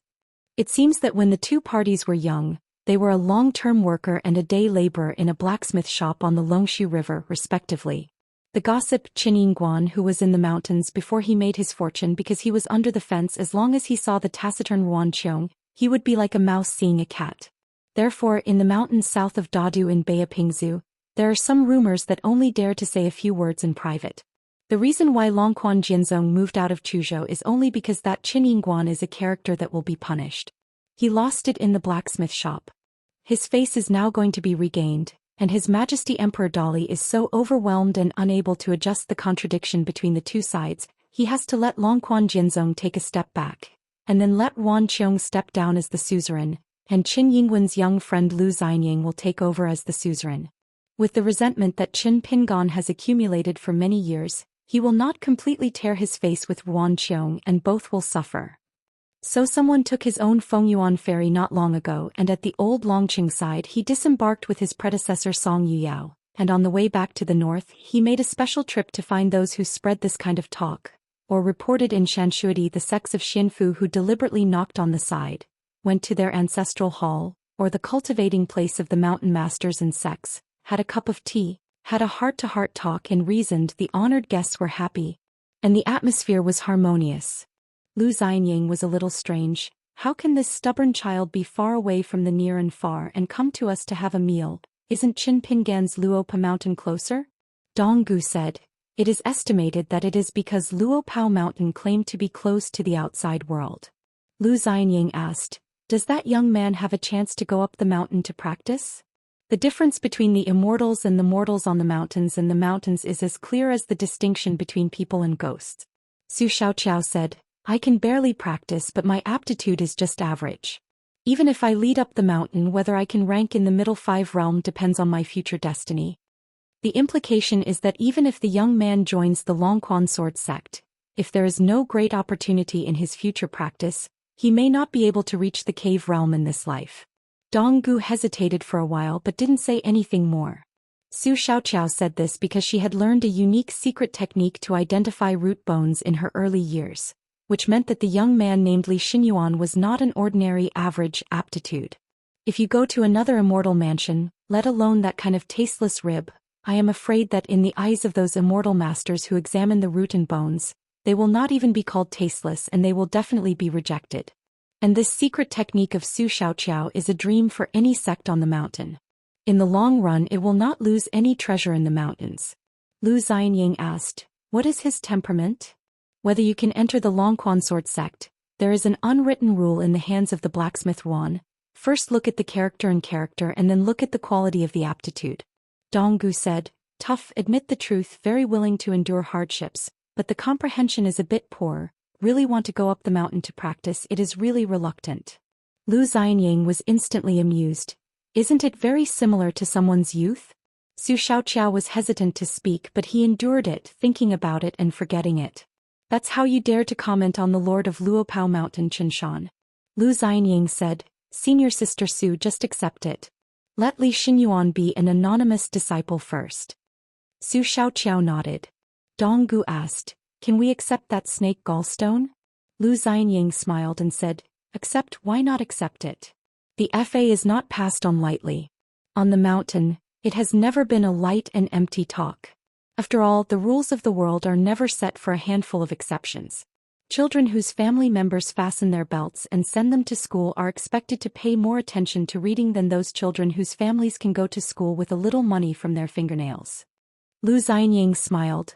A disciple of the outer sect bought by himself with real money, compared to a disciple of Zhu Haifeng who was given to him by an outsider in vain over time, which one do you think will carry more weight in the hearts of young people? Anyway, I think the former. As for the snake gallstone, just keep it in the treasury. If Li Xinyuan can successfully enter the cave in the future, and then give it to him in the name of congratulations, he will go around and return to the original owner. Donggu nodded and said, it's very old-fashioned to do things like this. Su Xiaoqiao also heartily agreed. Finally, a bit of a sect master style. Lu Xianying slapped the table. Remove finally, somewhat and already. Su Xiaoqiao laughed, and the senior sister said the words, sect master style, in a questioning tone. Lu Xianying reluctantly said, I'm the suzerain, I'm really bad.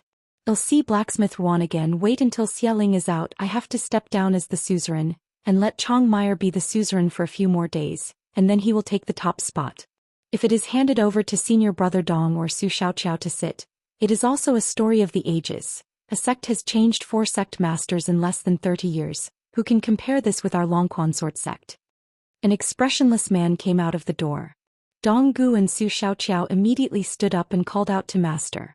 Lu Xianying smiled brightly and hurriedly asked Xinyue to add a pair of tableware, while he stood up to move a place for the master and his old man.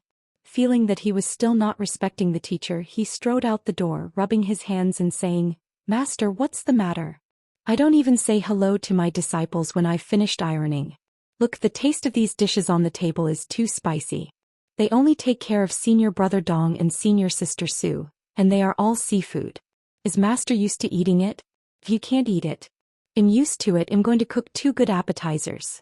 Wan Qiong didn't say a word. He sat on the seat, and Shuya brought the bowls and chopsticks and put them gently beside him. Wan Qiong nodded in greeting, and his face finally improved a little. Su Xiaoqiao also went to get a jar of wine and a few white bowls and poured a bowl for everyone. Wan Qiong picked up the wine bowl and took a sip, picked up chopsticks, habitually poked the table lightly, and then began to pick dishes. Only then did Donggu and Su Xiaoqiao dare to take a sip of wine with the bowl, and then went to pick up the chopsticks.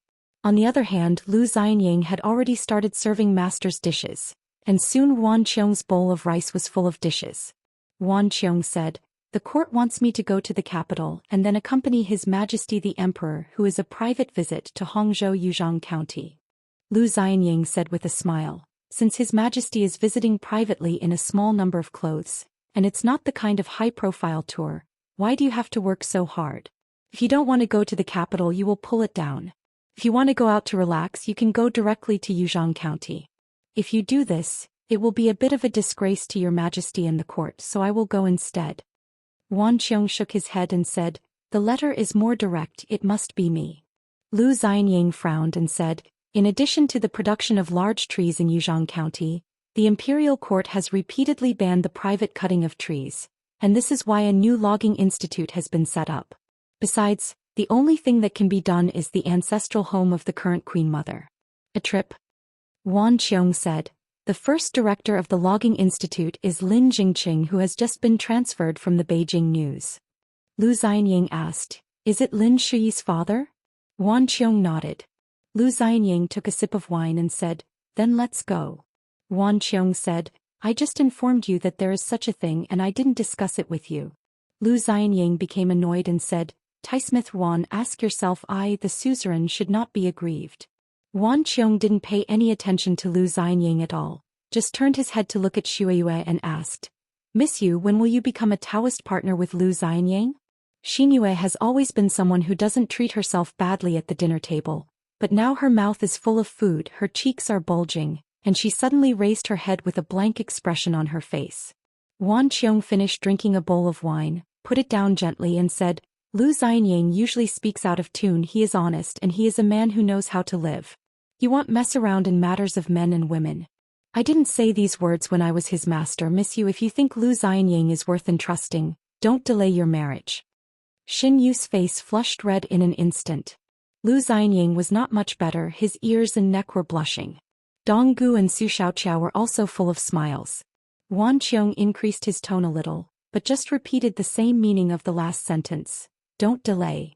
He who is Lu Xianyang's master is very supportive of this marriage and will definitely not stop him. Afterwards, Wan Qiong did not continue pouring wine, but just got up and left after eating the bowl of rice. Probably this time when he left the sword-casting house, the man Lu Xianyang called a blacksmith wanted to say such a thing. Su Xiaoqiao accompanied Su Xiaoqiao to clean up the dishes, but Donggu said that he would drink more with Lu Xianyang. Clouds fill the valley, the moon shines in the sky, and the clear water in the mountains flows, but the swimming fish stops as steady. Lu Xianyang was drunk, but senior brother Dong was sturdy.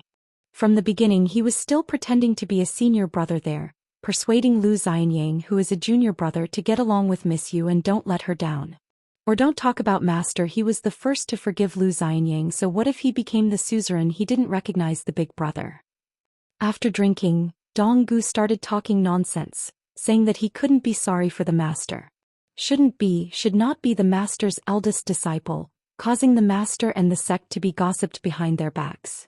By the end, Donggu had more tears than he drank, so Lu Xianyang had to sit next to the senior brother. He patiently listened to Donggu saying these over and over again, and then stopped the senior brother who was looking for a drink.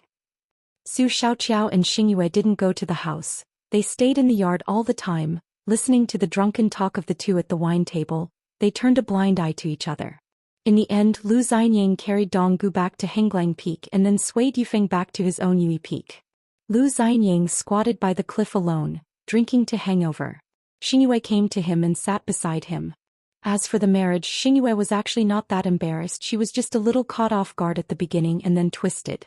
It wasn't that she didn't like Lu Xianyang. Here Yui Peak, although it is the top of the old Beiyue mountain, is next to the ancestral mountain that was moved from Chuzhou, so you can vaguely hear the sound of Wan Qiong striking the iron and casting the sword from the Xianxia mountain.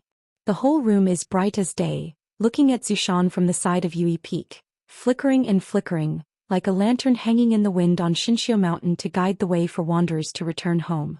On the Henglang Peak, Donggu quickly woke up, rubbed his temples and noticed the familiar aura outside the house. The nascent soul, who was dressed in black all the year round and looked like a youth, immediately got up, opened the door and shouted. Soundbridge. Henglang Peak is the treasure house of the sect and the secret house where treasures are collected. After Donggu entered the nascent soul realm, because he was born in the mountain and wild, his cultivation was more comfortable. In addition, Su Xiaoqiao was not good at and did not like business affairs. Gu reluctantly set up a sect accountant. In fact, Longquan Jianzong spent very little but received a lot of money. Donggu only needed to record those treasures and immortal money in the book. It was not complicated. Su Xiaoqiao nodded with a smile, shook a bunch of keys in his hand and explained, If I can't sleep, I'll come to your treasure house to enjoy my eyes. Sitting on the steps, Donggu was still a little dizzy. He was no stranger to the habits of junior sisters. Otherwise he would not. The treasure house of Longquan Sword Sect has a lot of rare objects, which can be worthy of the saying of a dazzling array of things. Stepping into it, such as entering Baoshan, Su Xiaoqiao will go there from time to time to tour. Like Lu Xianyang's sword refining, Xialing's breakthrough all the way, he didn't use the wealth of the treasury, and because the master was the chief worshipper of the dynasty, the generous salary that the Dali court sent regularly, and the Song family used the spiritual tools, magic weapons, and Donggu were secretly divided into various names that were kept in the dark. Every year there were 5 or 6 sums of immortal money. Whenever Donggu asked about the origin, the court and households on the other side of the ministry, they only assumed that they were acting according to the rules, and they refused to say any more. Donggu was unable to find the relevant deeds in black and white in the archives.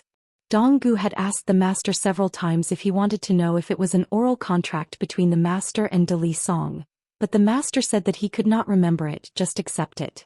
That is, Later Donggu got used to it and it felt like he was lying down and collecting money. Therefore their own sex are typical of many people and few people, and there is no place to spend them. Su Xiaoqiao said, "You Perlin over Xingyang Mountain at the beginning of this year, sent a letter to master in private?" Donggu nodded. "The main thing is to apologize to the master, saying that he missed an opportunity because he was young and ignorant, and regretted not being able to become master's direct disciple. I hope I can come to the door to make amends in the future. The opportunity to pay New Year's greetings in the first month of the Perlin. At the time I didn't quite understand why master drove them down the mountain. Now it seems that master is right.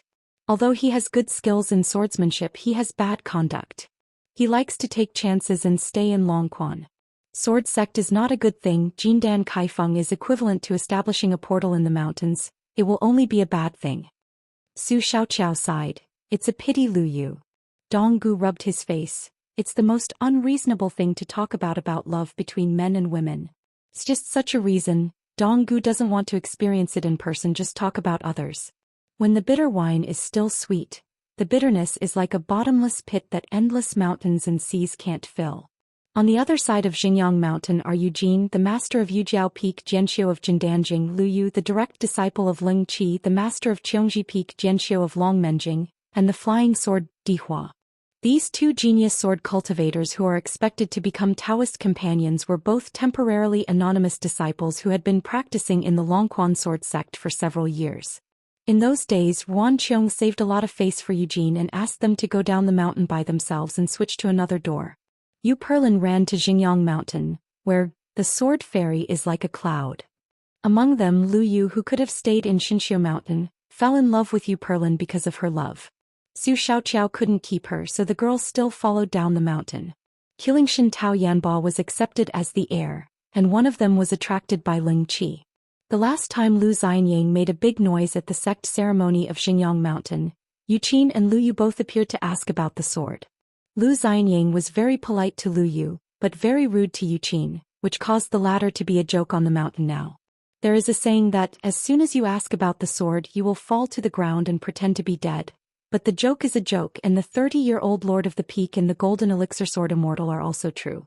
Su Xiaoqiao said without reason, "Thanks to Lu Xianyang on the mountain." Donggu nodded.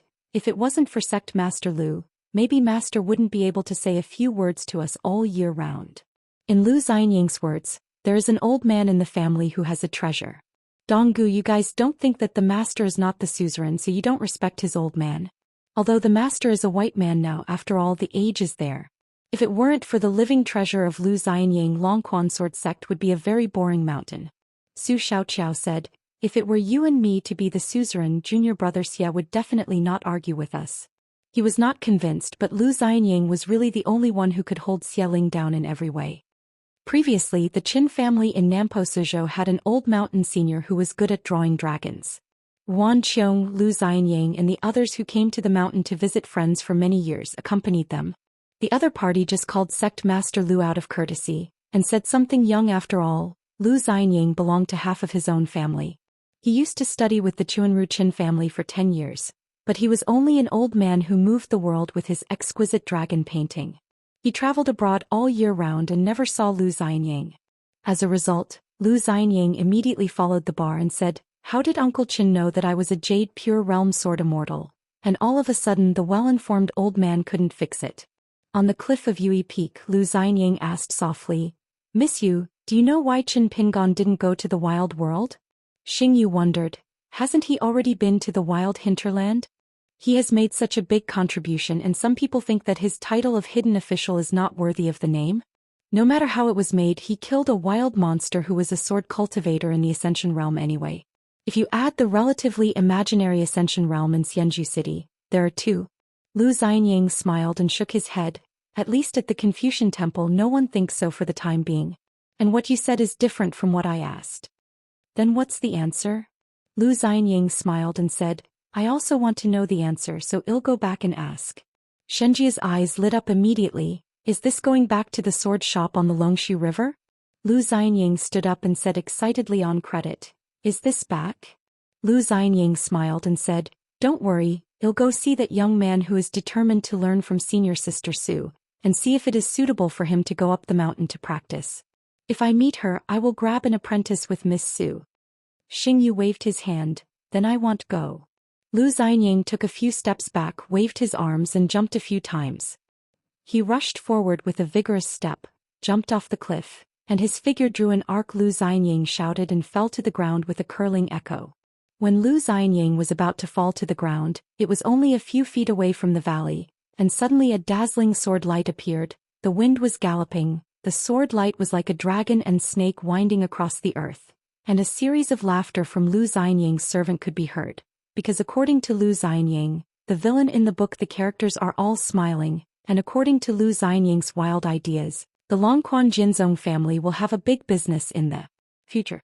When recruiting disciples, you must be careful about those second princes, illegitimate children of wealthy families, and inconspicuous people who carry deep blood feuds. It seems that the aptitude for cultivating the Tao is mediocre, and the humiliation in the teacher's door is unbearable. It is too exhausting for the teacher's door and the elders. Even if it is a spread of 1 or 2, it will be too much to eat. It is easy to be sacrificed to the sky. With tears in my eyes, the disciple finally got his revenge, and the master knows it under Xianxia. Credit you side, childish is really childish. In the deserted countryside, Lu Xianying knocked on the shack as the moonlight gradually filled the shabby doors and windows. The teenager in the room had a very light sleep and immediately said vigilantly, "Who?" Lu Xianying said with a stern look. The world's masters have wandered here, and seeing that the boy's roots are very strange, he is suitable for going up the mountain to cultivate Taoism. I plan to give you a gift. The yellow-faced and skinny youth opened the door, turned around with one hand and with the moonlight, saw a young man with thick eyebrows and big eyes standing outside the door and said, "No need, I'm already the anonymous disciple of Zhou Xian of Cook Haifeng." Lu Xianying smiled. He really opened his mouth to come. This is a bit of a hit. Lu Xianying traveled far to study for many years, and later Longquan Jinzong was established. When he returned from Nampo Suzhou, he only stayed in the shop on the banks of the Longshu River, which was abandoned. He rarely went to Huaihuang County, let alone talk about it. The prefecture is now, and this young man was born and raised in the prefecture according to his age. Therefore, it is normal for the young man not to recognize the suzerain of the Longquan sword sect in front of him. As for why the teenager recognized Su Xiaoqiao, maybe it was because she opened a fairy inn in partnership with Dong Banqing in the state city. Senior sister Su herself is not good at managing business, but she is good at dealing with people who are good at making money. There is a lot of private money and the dowry is not thin. Lu Xianying strode into the house, took out an oil lamp from his sleeve, twisted his fingers, and the light was yellowish, illuminating the thatched cottage. The young man always faces this uninvited guest. Lu Xianying looked around and saw that he was really a family with air leaking from all sides. He looked familiar, turned his head and smiled and introduced himself. "My name is Lu Xianying. I have never seen it before. I must have heard of the name. It is from the Longquan sword sect. The current suzerain, so Zhu Haifeng Su Xiaoqiao, is my senior sister." Peek pretending to be an umbrella, the tense young man finally let go of his guard and looked embarrassed, because the hand around him was holding a hatchet. This trip, the people who depended on each other for life were a package with some heavy clothes. And then there was this hatchet, which was used for self-defense and road opening, had already been used up on the road. As for the first scraps of silver and copper coins that were exchanged from selling antiques at home. In fact, before going out this time, the young man had already left home secretly twice, but both of them came back without success. There was no table or stool in the house, so Lu Xianying sat beside the bed and asked with a smile, "Since there is a snake gallstone, why don't you sell it for money? No matter how much gambling debts your family owes, you should be able to repay it all at once. It is estimated that there is still a lot of surplus. You don't have to worry about finding a seller, not to mention Dong Shrijing's. The inn, even if you go directly to the state and county government office to ask for the price, will also accept it, guaranteeing you a fair price." Li Xingyuan looked sad. The skinny boy looked down at the pair of dilapidated straw sandals on his feet. "I'm too young to keep my money, so the snake gallstone that my grandfather secretly left to me, no matter who I exchange it with. Too much money can't be kept, and it will only be used by the elders in the family to be abused by gambling houses." Lu Xianying asked, "Have you ever attended a school or read a book?" Reporting to Sect Master Lu, "I passed the 2 examinations at the county government very early, and it is Tongxing." The young man raised his head, his yellow and thin face, and a bit of a smile appeared. Last year I should have participated in the Abbot Zhou Xian's abbot's examination, but there was no concubine who was willing to bail me out, and I failed to become a scholar. Lu Xianying nodded. Speaking of which, neither he nor Qin Pingon had a reputation, let alone a scholar. Now they are not even Tongsheng. In the Confucian Academy, the two of them couldn't even get a wise man. In fact, Li Xinyuan did not tell the whole truth. In fact, the teenager just failed to participate in the second re-examination. Moreover, in the previous 2 county tests, the teenager was the case leader.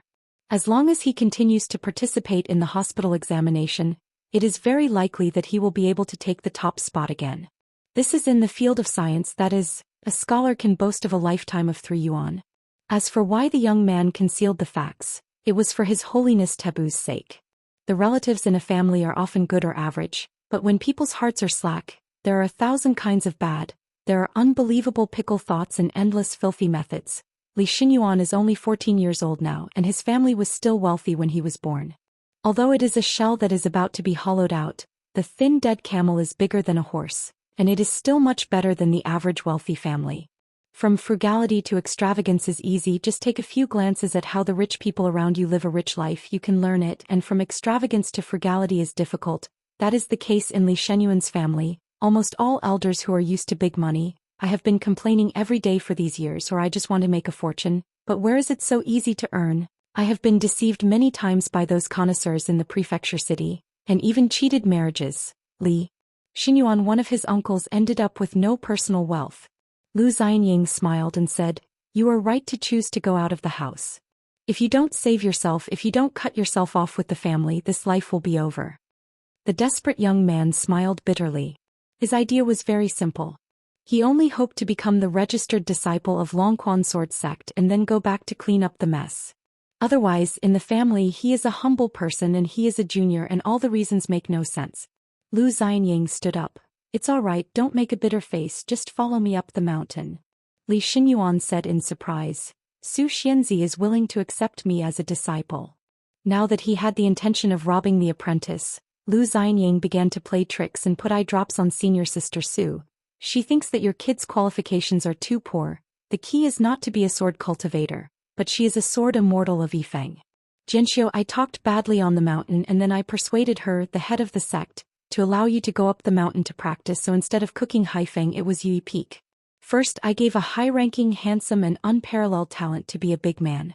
Whether an anonymous disciple can enter the hall and become a personal heir of this person depends on your future destiny." Li Xinyuan was a little disappointed, but after all, it wasn't the worst outcome, so there was no need to make a vain trip and go home. The young man followed Lu Xianying out of the house and asked curiously, "Sect Master Lu, can you take the liberty to ask, where is Yui Peak? The dojo of a sword immortal?" The reason why Li Xinyuan insisted on apprenticing with Su Xiaoqiao to learn art is because the young man once met this kind-looking immortal teacher on the streets of Zhoucheng and thought she was a good person. Lu Xianying handed the oil lamp in his hand to the young man beside him, smiled and said, "It's far in the sky and it's right in front of you." Holding the oil lamp, Li Xinyuan stopped, stunned and speechless, but did not forget to stretch his arms to protect the lamp. Lu Xianying said sternly, "I will take you on foot all the way to Yui Peak. There is a strong wind in the mountain. If the lights go out, it means that you and I do not have the fate of master and apprentice." The boy's face tightened in an instant, sweat oozing from his forehead. He immediately unbuttoned his shirt, and protected the lamp in his shirt to avoid the mountain wind. Afterwards, Li Xinyuan cautiously followed the sect master Lu to the Yui Peak along the mountain road. If there was a headwind, the boy would back off on the mountain road. It is indeed windy in the mountains. You can often see withered pines lying in the ravines. The wind and waves are like pounding. In addition, Yui Peak is not as smooth as Zushan Mountain. The path is particularly winding and rugged. Lu Xianying should walk leisurely, pitiful a young man can walk, plus some water crossing roads or narrow stone beams covered with moss, or a dead pine as a single plank bridge. Li Xinyuan walks on it like walking on thin ice. Seeking the way, I came to Longquan Jinzong on foot all the way. I am used to trekking mountains and waters. Otherwise, let alone protect the lights from being blown out by the mountain wind while walking, I am afraid that just climbing alone will be exhausted. Lu Xianying stopped halfway up the mountain, letting the already dizzy young man rest for a while, so that he could recuperate and continue climbing. Before that, Lu Xianying's footsteps were fast and slow, occasionally reminding the young man behind him to pay attention to the rhythm of his breathing. At this moment Lu Xianying smiled and said, "Don't be so nervous, you have already walked most of the way." Li Shenyuan's lips were chapped and he was not in a relaxed mood. After Lu Xianying put his hands together he smiled and said, "There are endless things in the world but there are limited cups on the table. There is a new year every year and the flowers will be better next year." Seeing that the boy did not support him, Lu Xianying had to ask, "What do you think?" Sect Master Liu's impromptu recitation of this poem has a very good meaning. It has the taste of the master's own way, that is. It doesn't rhyme, it does not conform to the rhythm of poetry, and it is suspected of being inclusive. The evaluation is so good, don't evaluate it in the future. After that, the two continued to climb the mountain. When they approached the top of the mountain, Li Xinyuan suddenly slipped and fell to the ground. The oil lamp rolled to the ground and the light went out. The young man sat blankly on the ground, not knowing whether it was because he was extremely tired, or because he was caught off guard. He couldn't care about being sad for a while. Lu Xianying squatted aside and said with a smile, "It turns out that you really have no fate with this peak." Li Shenyuan's fall and miss, of course, was deliberately done by Lu Xianying. While this peak is called Boiled Haifeng, Yui Peak is in another place. Li Xinyuan picked up the oil lamp silently, wiped it carefully with his sleeve, and handed it back to Sect Master Lu. As soon as he handed over the oil lamp, the boy burst into tears in an instant. This journey has been hard climbing, and the young man guarded the light as if he was carrying a wisp of hope. Once the light went out, the hope of the young man was completely gone, but it was different from the previous visit to Longquan Jianzong, who was rejected. The young man still refused to accept his fate. He was unwilling, and he was always unwilling to leave here. When he climbed the mountain tonight, he fell the oil lamp, and the young man seemed to finally accept his fate, and there was no more unwillingness. At the top of the mountain, Su Xiaoqiao, who had been silently observing the young man, couldn't help but said to Lu Xianying in his heart, "Sect Master Lu, this direct disciple, I accept it." It is rare to call Lu Xianying Sect Master Lu. She must be very serious. Lu Xianying turned a deaf ear, exchanged the lamp to Li Xinyuan again, patted the young man on the shoulder and said with a smile, "Li Xinyuan, before you formally seek the Tao, you must first understand a principle. When all the celestial beings in the world run out of oil, only the lamp will die. A lamp with a heart is always bright, and it is the most immortal. Just a single lamp can illuminate the ages. What is cultivation of the Tao? This is cultivation. If you don't believe in this principle, then look back at the road." Li Xinyuan pointed along Lu Xianying's finger, and saw a ray of light between the mountain roads, either straight or round, gradually rising to his side. At the same time, the oil lamp in the boy's hand suddenly lit up again. Lu Xianying smiled and said, "Now I'll give you a choice. Should I worship Su Xiaoqiao as a teacher, or go to Yui Peak with me to learn Taoism?" The boy's answer made Lu Xianying smile knowingly, but it surprised Su Xiaoqiao. Li Xinyuan still decided to practice at Boiled Haifeng. Lu Xianying smiled and said, "It's only a few steps away from the top of the mountain. Go by yourself. Senior Sister Su is waiting for you. When you see me later, you have to call Master, not the Sect Master, but don't regret it. By the way, this lamp, the oil lamp, is an antiquity, and its rank is not low, so it should be regarded as a gift for my suzerain." Turning into a sword light, Lu Xianying returned to Yui Peak, and Su Xiaoqiao asked on credit, "Why did you give up your disciple to Su Xiaoqiao?" Lu Xianying laughed and said, "Actually, I regretted it halfway through. Accepting an apprentice is like having multiple oil bottles on the back of the buttocks, hard work and hard work. Besides, instead of being called master, it is better to be a suzerain and uncle. Relaxed and comfortable." Seeing that he didn't want to tell the truth, she didn't care what the truth was. Lu Xianying said sternly, "I'm going to retreat." Xingyu said, "Can we have dinner together tomorrow morning?" Lu Xianying smiled and said, "I will try my best to have breakfast together tomorrow next year." Xingyu said strangely, "It's just dozing off. How long does it take?" Lu Xianying nodded and said, "This time is really different. I met a strange person in a dream before and I couldn't see the face of the other person. If I guessed correctly, he is very likely to be one of the 10 heroes in the ancient world. An unknown sword repairer I met at an ancient battlefield site before, and he actually noticed my trace, but we didn't chat. The other party was probably shocked by my sword training aptitude. When he was cleaning up the battlefield, he lost a look at me. What kind of brain am I? And I understood it at the time. To put it lightly, in fact, Lu Xianying's hair was standing on end at that time, and the other party just gave him a sharp look, and Lu Xianying was about to be directly beaten out of his dream. She asked, "What do you understand?" Lu Xianying said, "This senior begged me to learn swords from him." Xingyue hesitated for a moment and reminded, "That guy seems to have been famous in the ancient times with a high personality, a bad temper, and not close to anyone. You take it easy." Lu Xianying smiled and said, "When I was in Lizhu Cave, I was the only one in terms of the relationship between elders. Credit you was suspicious. Can you be better than Chen Yingguan?" Lu Xianying became unhappy when he heard it, raised his feet, took a golden rooster independent posture, reached out and patted his knees. "If it compares to this, Qin Ping's ability will only come to me." Xingyue liked to listen to these, smiled and nodded. Lu Xianying squatted down and planned to chat with Miss Yu a few more leisurely days before retreating.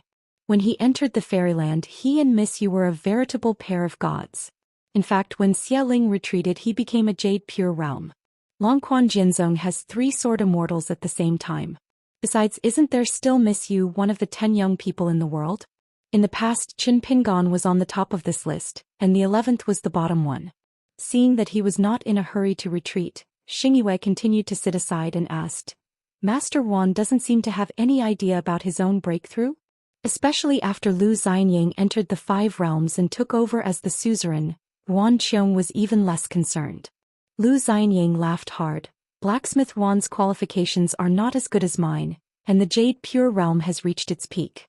Besides, Blacksmith Wan prefers to cast swords, and is not very interested in the practice itself." Su Xiaoqiao said in a low voice, "I heard from Su Xiaoqiao that Master Wan resigned as the chief worshipper twice, but the emperor did not agree." Chao Rong, a Taoist angel from the old Daoist dynasty. Pu Ji, a white-bone swordsman from Beiju Luzhou Bone Beach. In addition, Lu Boqi, who claimed to be the female crown of the inverted mountain master's knife room. These are all candidates for worship that the Li Song clan tried to win over but could not get it. When the war ended, they all left gracefully and traveled to other continents. Thinking of this, Lu Xianying pouted, and the Dali court did not have plans to enrich the power of worship and deepen the heritage of the mountain. If it weren't for these strange people who had a closer relationship with Song Jisun, the little slut, the Emperor Song, he would definitely spend more money. A lot of thought to keep. In fact, Lu Xianying and Song Jisun have been at odds with each other for a long time. One dislikes the other's lack of strength, and the other dislikes the other's poverty and vulgarity. Lu Xianying said, "Don't worry, Song, he is very good at life. At least when he is the emperor, he will never agree to the resignation of Blacksmith Wan as the chief worshipper." Xingyue sighed, "There is no such twists and turns in the wilderness." Lu Xianying said, "When I get out of the customs, I plan to go to Hongzhou, but I always feel weird there." Xingyue nodded and said, "Don't you all say that there is the place where the 12 sword immortals of the ancient times emerged? You are a sword cultivator. You have a feeling you are on the right track. And I heard that there are indeed some legends that have been passed down from generation to generation. The ancient custom has the meaning of entertaining the gods and leaving the old, the art of eternal life. According to what you have said in the world, the earliest method of sacrificing was in the shaman, then in the historian, and then in the scholar officer. Besides, since ancient times there have been mountains and giant trees. The place is often the place of worship." After hesitating for a while, the credit month still didn't bring someone in, otherwise Lu Xianying would bring the other party with him. If he really went to visit the secluded, explore the victor and seek treasure, he would definitely have a better grasp. With someone's behavior, he would accept it as soon as he saw it. Can make the sky 3 feet tall. Lu Xianying has a bright smile. As the old saying goes, marry a wife and marry a virtuous woman. Besides, Miss Yu is more than virtuous. Xingyue suddenly said, "Lu Xianying, have you really thought about it?" Lu Xianying was at a loss. "What are you thinking about?" Xingyu stared. "Are you pretending to be stupid? After all, I can't hide my identity." It doesn't matter to her, but Lu Xianying is the head of the sect after all. Just like Dong Gus' eyes dizzy at the wine table because of that knot in his heart. Lu Xianying smiled. "Is Miss Yu afraid that outsiders will gossip? What is there to worry about? Whoever makes me unhappy, I will make him unhappy." Who likes to gossip? I happen to be more idle. One counts as one and the other don't let it go. So you're just worried about me. It's even more unnecessary. Neither of us are worried about this, she said in a low voice. Do you not care at all? Lu Xianying grinned and said, I must have dealt with them one by one, so I don't care anymore. Credit you. Seems to be satisfied with this, and small dimples appear on Yuan's face. Lu Xianying, who was holding the back of his head with both hands, remembered something, took out a seal from his sleeve, held it in the palm of his hand and rubbed it lightly. On credit, she knew who gave the seal to Lu Xianying. Although Lu Xianying often talks about youth, she still doesn't quite understand how Lu Xianying and Qin Pingon have such a good relationship, and the latter is even willing to regard the former as her brother. Xingyue has always felt that a person as smart as a young hidden officer would not be willing to rely on others, especially when he identified something. He would be extraordinarily resolute, and his mind could not be moved in the slightest. But on Lu Xianying's side, Qin Pingon seemed to be very persuasive. The thing that made her feel the most unreasonable was that Lu Xianying's heart was wider than the sky, but Qin Pingon had a deep mind. One was too lazy to think about anything. Even if the sky fell, he would not delay the matter at hand. One seemed to have a sesame on the side of the road. If you want to pick it up and figure out the origin, it is said that the friendship between friends can only last for a long time, but Lu and Qin have completely opposite personalities. Lu Xianying smiled and said, Do you think it's strange? However, Xingyue knew that Lu Xianying knew what she was thinking and nodded. Isn't it strange? Lu Xianying shook his head. It's not surprising because he's always been the least timid and doesn't grow up. Young Anning grows young. Qin Pingon can grow up young. Sort of coming. Chapter 996. Not far from the east gate of the town, there is a post station, which was established around the same time as Huaihuang County. Things are nicknamed, and the people of the small town not only like it but are good at it. Zheng Dafeng wandered all the way to Jiming Post today. The postman was born in the small town. In his early years, he was a subordinate of the Longyao Supervision and Construction Office. He just moved a nest. When they were young, Zheng Dafeng and Zheng Dafeng were good brothers at the wine table and gambling table. Often Zheng Dafeng bet big and he bet small, and they always won money. The two would go to Huang Erniang's shop to drink anyway. It's Zheng Dafeng's credit. This guy has saved a lot of daughter-in-law's books. It is said that he has recently started to work for his unqualified grandson in an emergency shop. Today, seeing Zheng Dafeng, who has disappeared for many years, is very warm. One passes just a lot of small things for the postmaster. When the two reminisced about the old days, there were often postmen with briefcases who came here to spend money and survey together. Zheng Dafeng didn't want to disturb this old brother who was busy with official business. After drinking, before leaving, Zheng Dafeng asked abruptly, Are you not a senior brother? The postmaster was stunned for a long time and asked him what he said. Zheng Dafeng quickly said that it was all right, and pacing out of the inn he blamed Qin Pingon, and even he liked to be suspicious. Zheng Dafeng went down the mountain this time. In addition to the post station, he went to the former tomb of the gods. Because today is the third day of the second lunar month, Zheng Dafeng went to the Confucian temple, but did not go to the main hall to worship those sages who ate cold pork heads. He chose a side hall facing one of the statues, clasped his palms together and recited a few words. It is rare for a man to look so solemn. Zheng Dafeng was too lazy to go back to his yellow mud house near the east gate of the town. He didn't even have a single female mosquito. He felt sad when he thought about it. The talisman that covered his figure, Yufeng, went to Nujiadu, and the talisman that shook his fingertips was named by Zheng Dafeng as Wangzhen Persuasion Talisman, also known as Liangshang Gentleman Talisman. The man sighed sadly again, only to feel this. This kind of precious talisman fell into his own hands. It is really overkill, not doing the right job, and the talent is inferior. Nujiada's baggage restaurant. Business is average. Zheng Dafeng walked into a deserted shop after carrying both hands. The female cultivator of Zhuchai Island behind the counter heard footsteps, and when she looked up and saw the other party, she rolled her eyes and said, immediately bowed his head and read the book on his own.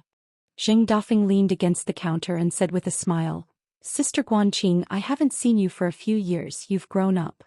In the last few words, the man was particularly careful with words. The woman named Guanqing raised her head and saw the guy. Quickly shifted her gaze. She said angrily, A dog can't spit out something like ivory. Zheng Dafeng sighed and said with a hilarious smile, Why don't you say that dogs can't change their way of eating shit? Sure enough, it doesn't matter whether a girl is a lady or a lady, she doesn't know how to scold people. It's light and ticklish. Guanqing stared. Sheng, I warn you, if you have something to say, get out of here. When she was looking at the shop here, she was really fed up with the so-called love words of this self-proclaimed romantic guy, whose mouth was full of scum and crooked. Even if she just thought about it, she would get goosebumps. Mr. Qin is such a serious person. How could he find such an unreliable guy to be the gatekeeper of Luopao Mountain? Zheng Dafeng lightly beat his heart, coughed a few times and asked, Sister Liu Xiao and Sister Bai Kei, aren't they with you? As soon as I returned to my hometown, I immediately asked the mountain master whether you were thin or fat. The practice is not going well, and the mountain master said that you are all idle on the back of the clawfish. Guanqing picked up an abacus and smashed it. Zheng Dafeng lowered his head and turned around, then stretched his legs, gently picked the abacus with his toes, grabbed it with his hand, put it on the table, spread out his palm and rolled the abacus beads. He smiled and said, Brother Dafeng's hand is so beautiful that it is not beautiful. Is it the same style or is it still better than the past? Guanqian took a deep breath and said, Zheng Dafeng, if you are so rascal again, I will go to Luopao Mountain to sue Qin Shanju. If Qin Shanju makes a mess, he will be a peacemaker. Anyway, the business of the shop here, I will leave it alone. If you think about being disgusting, you have to go to the back of the clawfish and break through the mountain gate. Zheng Dafeng wiped his face, but he didn't say any nonsense. He limped and left silently. Just when Guanqing felt a little guilty and felt that he was talking too much, the man suddenly leaned back and probed his brain. Sister Guanqing, are you really so heartless? Brother Dafeng shaved your beard for you today, so I changed it. When you have clean clothes, don't ask Brother Dafeng where have you gone for so many years, whether you have married a wife and have children outside. Guanqing remembered a unique trick that didn't go well after 100 trials. He learned from his junior sister Bai Kei, put his fingers together, waved vigorously and said solemnly, disappear. Zheng Dafeng immediately stretched out his hand and grabbed it as if he had put something in his arms, and then he left with satisfaction. Zheng Dafeng had visited all the shops where the female cultivator of Zhuchai Island was the temporary shopkeeper, and like the girl Guanqing had flirted with him. The refreshed man came to a shop with a plaque of Yangnian's high, and straightened his clothes. When he came to the door today, he must not retreat again. Nujiashan Ferry only rented a few bungalows to outsiders. Among them, Changchun Palace needed 2 shops and the rent was negligible. The shopkeeper is a female cultivator with the appearance of a middle-aged woman. She is neither ugly nor good-looking. She was just looking through a never-tired lawn poo. She is no stranger to Zheng Dafeng. When she saw a man who hadn't shown up for many years, she immediately deliberately lay on the counter and smiled sweetly. Yo, isn't this Brother Dafeng, and he's walking the bird again? Come on, hurry up and take that one. The little sparrow is out of the cage playing tricks on my sister. What are you doing, taking advantage of no outsiders in the shop? What is there to be embarrassed about, wandering outside for so many years, still so thin-skinned? Look at your prosperous. Zheng Dafeng snorted, really couldn't stand it, so he had to look shyly. Daoist Lianji, how can you treat guests like this? It's easy to scare away guests. The woman with the name of the curtain wall picked up a citrus from a fruit bowl at the counter, smashed it towards the man's crotch and sneered, what about the prestige of the shop nearby? Zheng Dafeng hurriedly bent over to catch the hidden weapon and said angrily, I'm not so handsome and I don't take advantage of my appearance, so I have to work love words. Lianji is here to take care of the business, which is purely a kind of distraction. She and the current palace master of Changchun Palace are of the same generation and in the same vein, but they are high in seniority and young, but they are the kind of younger may not be better when you are young. The close disciple, because she couldn't break the bottleneck of the Longmen realm, she was disheartened, so she took the initiative to come here to see the shop. Zheng Dafeng used to come to the shop to chat, and it happened that both of them could chat and they were meat and vegetarian. No, so I haven't seen Zheng Dafeng for so many years and Lianji really misses it a little bit. Of course, it has absolutely nothing to do with that kind of love between men and women. Zheng Dafeng put his elbows on the counter, leaned over, stretched out his hands and stroked his hair, and boasted about how familiar he was with Zhu O, who wrote Lan Pu. With a few words, he lives quietly in the mountains and he is the master of Lincoln's haze. 1 day is like 2 days. If he lives for 90 years, it is 180 and his income is endless. There are 3 joys in living alone. You can live your life, eat spring bamboo shoots, summer clothes and read banned books on snowy nights. Lianji likes the gentleness of this ugly man. And to be honest, if it wasn't for Jing Daifeng's shabby appearance, he really wouldn't have been a bachelor until today. Changchun Palace and Luopao Mountain had a good relationship, thanks to the Yumi, who pretended to be a guest of Piyun Mountain and a monk of Guanheijing. In the name of helping to protect the Dao, Yumi traveled to the south together with several female cultivators from Song Yulin's lineage. Because there was a Dali patrolling envoy who urgently needed the branches and trees of Wanyin pine to be used as medicine, he asked the cultivator of Changchun Palace help to ask for something from Fengxue Temple, but the ancient pine tree named Chongqing grew up on Xianxia of Fengxue Temple. As the only seedling of Xianxia, the great sword Immortal Wei Jin became the only one with power, the owner of broken branches. Therefore, even if they knew that Changchun Palace had a special position on the mountain of Dali, and that the ancestor of the Qin clan in Dazaga had a close relationship with Song Yu, the grand elder of Changchun Palace, the group of female cultivators still hit a wall unexpectedly and returned without success. When returning to Nujiadu, Yumi secretly gave Han Biya a piece of Wanyan pine. After the Changchun Palace inspection, it turned out that it was really from Gusong's long love. No doubt, the uneasy old woman in Longmenjing, she was in the teacher's door. There was an explanation from the Zhu Xian, and the Changchun Palace also gave a satisfactory explanation from the patrolling envoy. In addition, on the Lichuan ferry in Changchun Palace, because Zhu Fengxian, who left Beijing with the master Yu Hong, was also on the boat at the time, Qin Pingan once took Xiaomo to the ferry, and during that time he saw the Daoist named Wusong, the ferry steward named Gan Yi.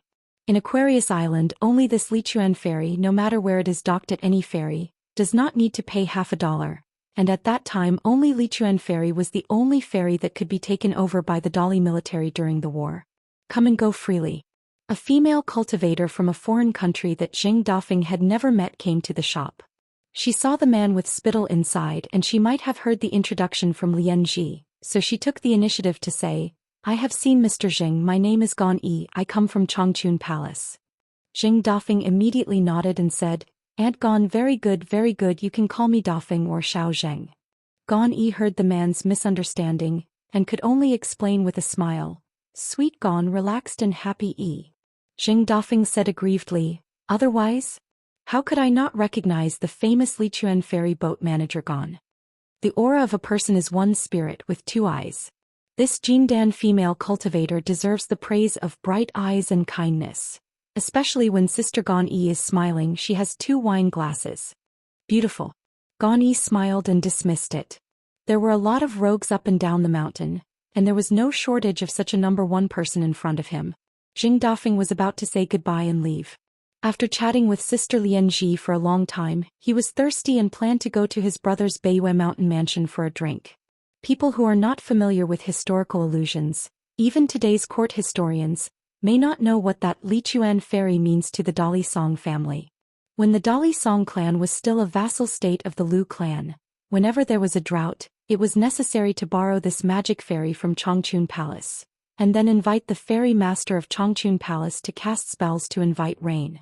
It can be said that in the most difficult years of the Dali Song clan, every time this ferry appeared over the cracked earth, it was a kind of hope.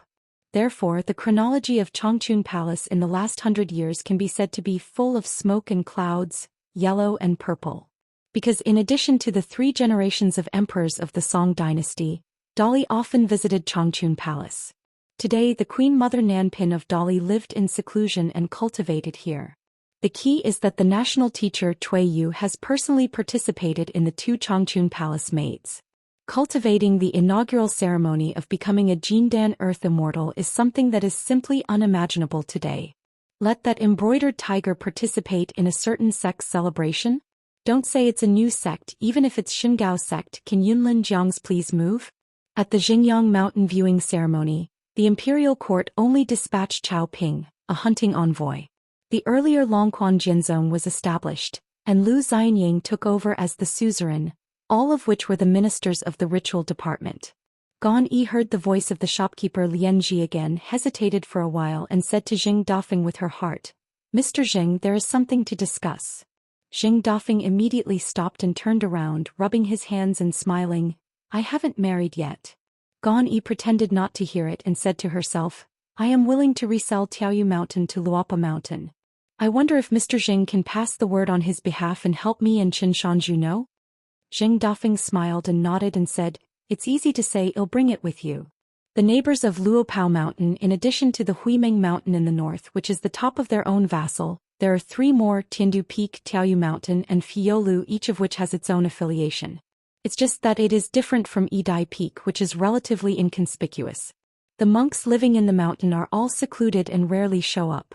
Especially in Tiandu Peak, the monks seem to be grounded and closed and almost no one goes down the mountain. Moreover, regarding the identities of the 3 mountain masters, although there are secret records on the Dali dynasty, they have never leaked it to the outside world, and Luopa Mountain has no intention to explore the matter. Every time Yufeng travels to and from Luopao Mountain and the town, he will take the initiative to open a distance and walk around the mountain. I never thought that the Jumping Fish Mountain was actually the private property of Gan Yi.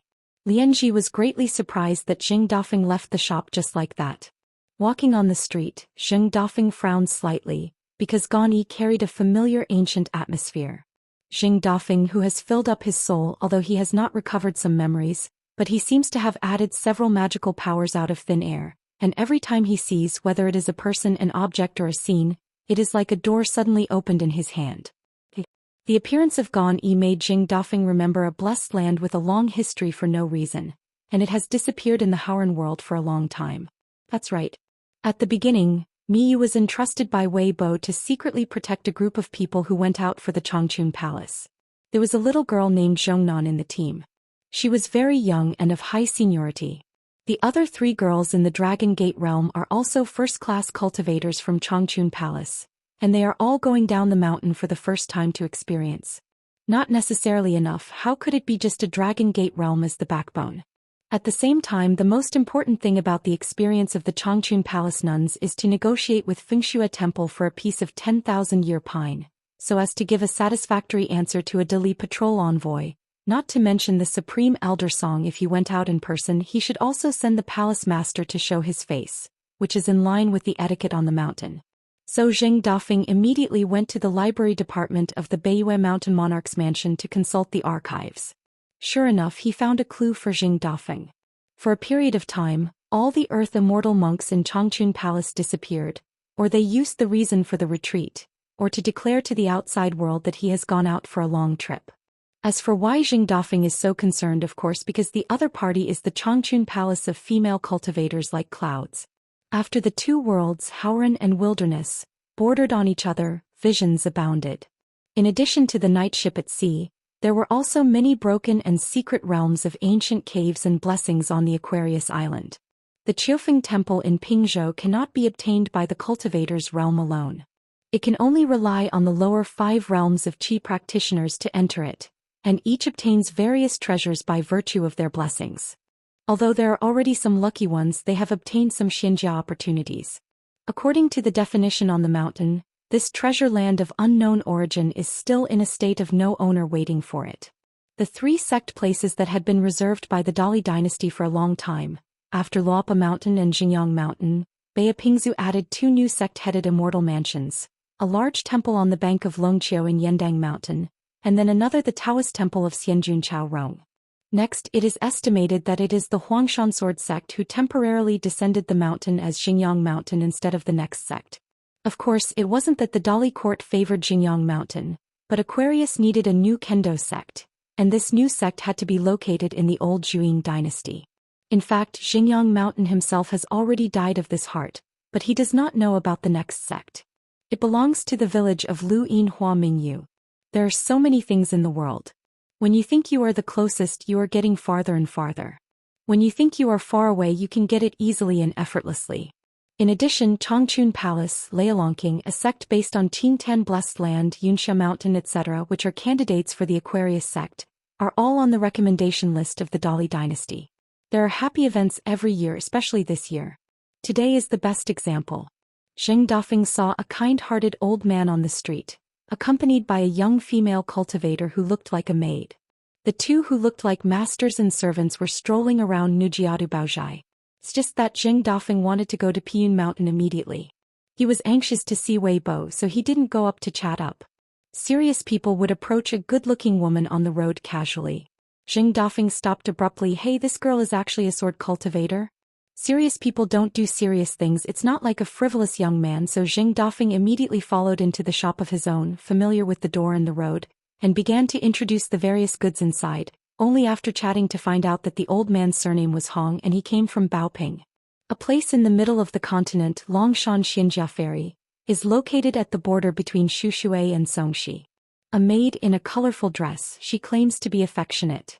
When they heard that the man was the uncle of Lord Qin Shanzhu of Luopao Mountain, they immediately looked at him with admiration. Guanqing hesitated a few times. Chao Mao, the general of Yuzhou, took a trip to Yuzhong County in Hangzhou in his spare time. As a general of one state, he actually managed the military affairs of two states at the same time, so it could also be regarded as an official business.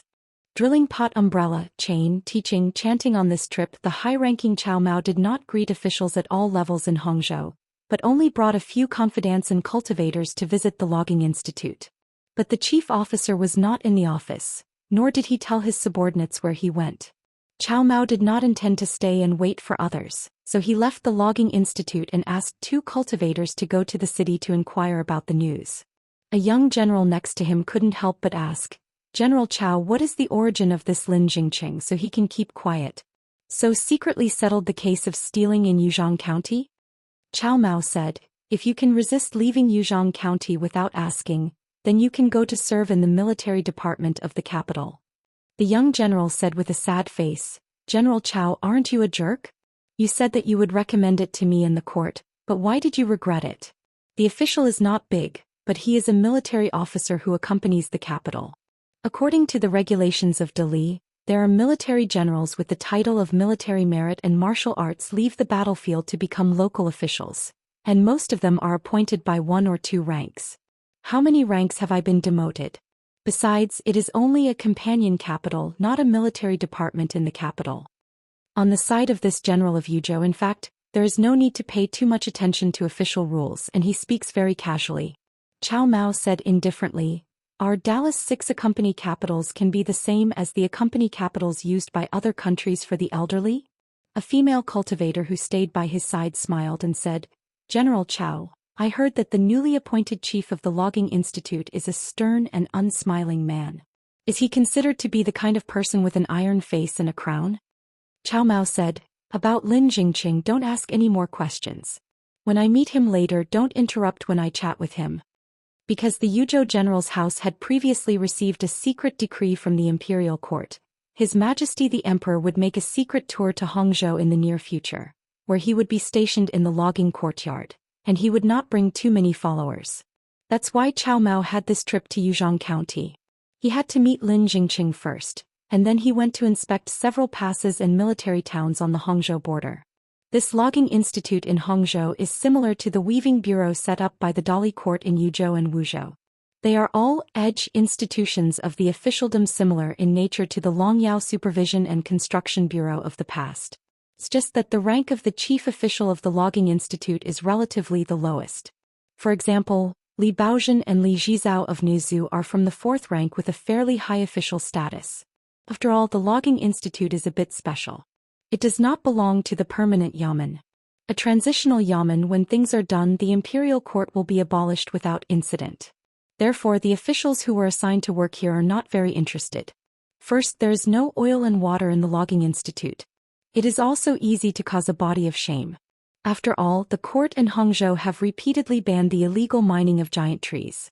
The behind-the-scenes forces who do not have the support of the court say that the local Yuzhong County Nansher has such a large expenditure all year round. Will he not be involved in this vile business? In the officialdom of Dali, why is there a humorous saying of "De Yuzhong Shao Hangzhou"? It's not just because the Nan clan of Yuzhong County has such a noble person, the former Queen Mother and now the Queen Mother Nan Pin. She is the biological mother of today's Zi Song He and Luo Wang Song Mu. To say that a mother is more valuable than a child, who can compare with her in the entire Aquarius? When the Logging Institute was just established, the entire Hangzhou officials were waiting to see the show, wanting to see how Lin Jingqing, who came from the capital to swim in the muddy waters, had a bad face in Yuzhong County. However, after Lin Jingqing took office as the chief officer, he neither visited any Yuzhong County officials nor royal relatives, nor did any new officials take office, nor did he even visit any mountain in Yuzhong County. Stay home. As a result, overnight, all those who secretly harvested and felled the giant trees on the mountain disappeared from the front of the stage to the backstage. They did not temporarily avoid their edge, but voluntarily evacuated and destroyed all account books.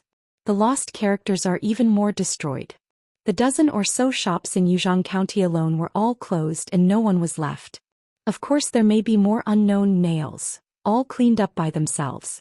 I just want to say that the Nan family, whose forces are intertwined in the whole Hangzhou, not long ago in the first month of the month, held a closed-door discussion in the ancestral hall. Excluded, removed from the family tree, and no reason was given. Some were unconvinced and shouted injustice, and some shouted arrogant and rude. The former was beaten with blood on the spot, while the latter was directly beaten to death in the ancestral hall. The hazy light rain is moist as crisp, and there are poor girls carrying baskets and selling apricot flowers along the street. In the end, Chao Mao found Lin Jingqing, who had white temples, in a shop selling porcelain. He was similar to an old schoolboy in a county, but he didn't look so old.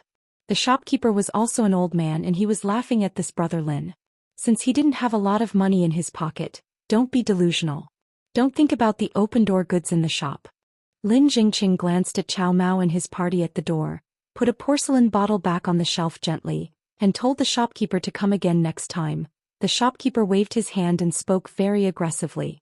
If brother Lin still has no money, don't come again. Lin Jingqing went out the door and asked, "Looking for me?" The young general handed the oil paper umbrella in his hand to Lin Jingqing, and he was just able to hold an umbrella with the woman beside him, killing two birds with one stone.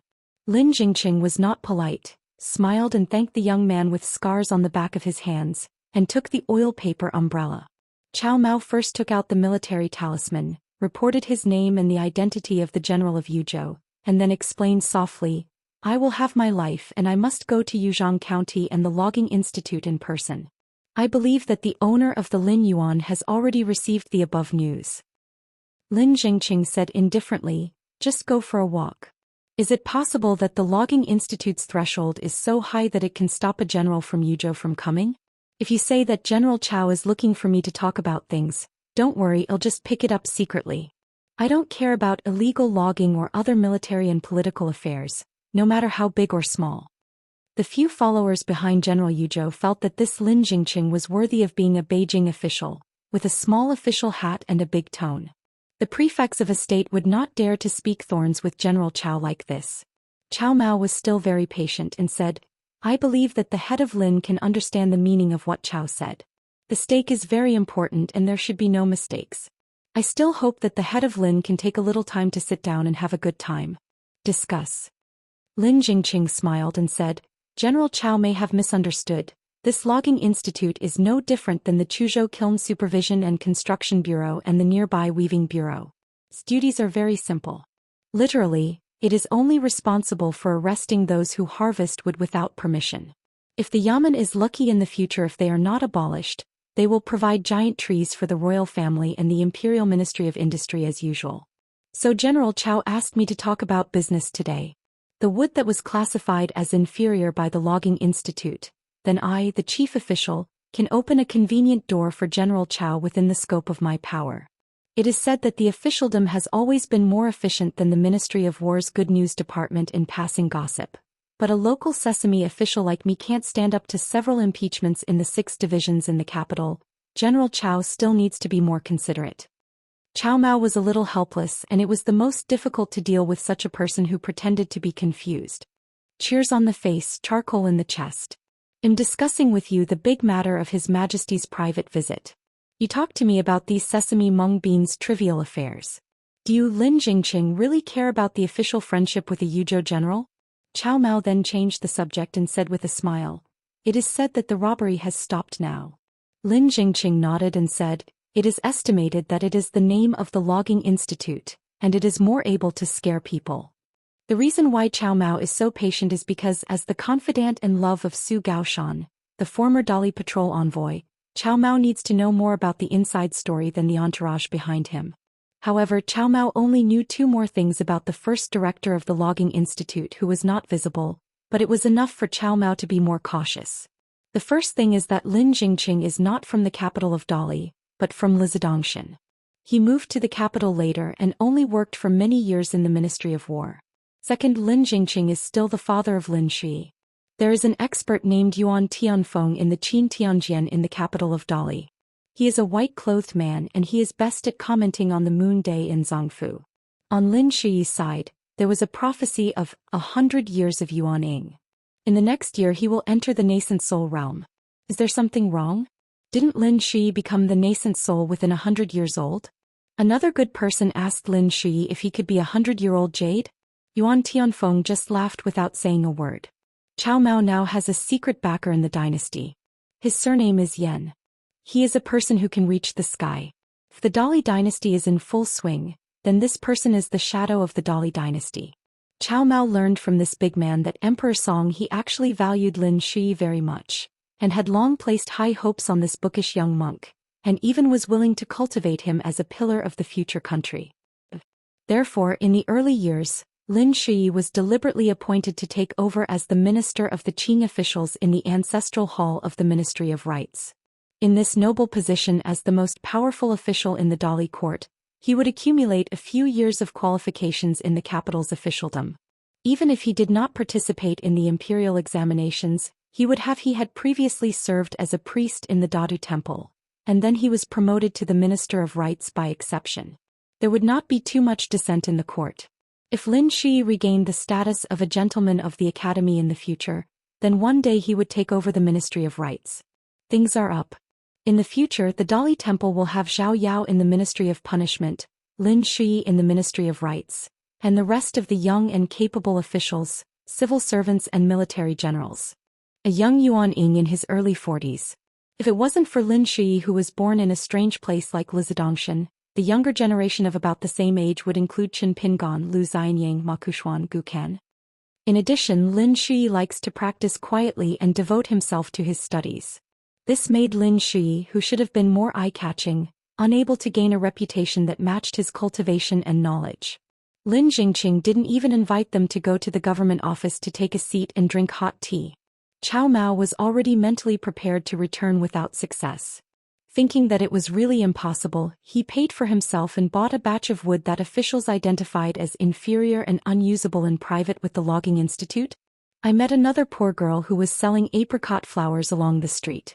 When I saw Chao Mao and Lin Jingqing and their group walking towards me, the flower girl immediately retreated to the corner of the wall and stood there. She was a little curious in her eyes, not just people seeing it. The fear of officials and the poor seeing the rich. The young military commander holding the umbrella handed over the oil paper umbrella to the female nun beside him.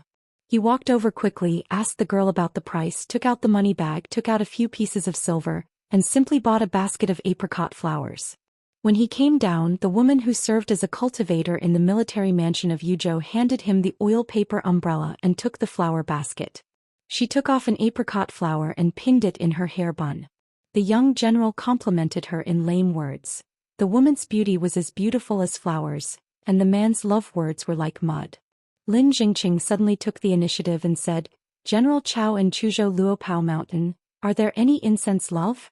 Chao Mao's face was the same as usual. In the early years I met Shan Zhuchen who was trained in Shujian Lake once, but it was not a love affair and it was barely acquainted with each other and I never met again after that.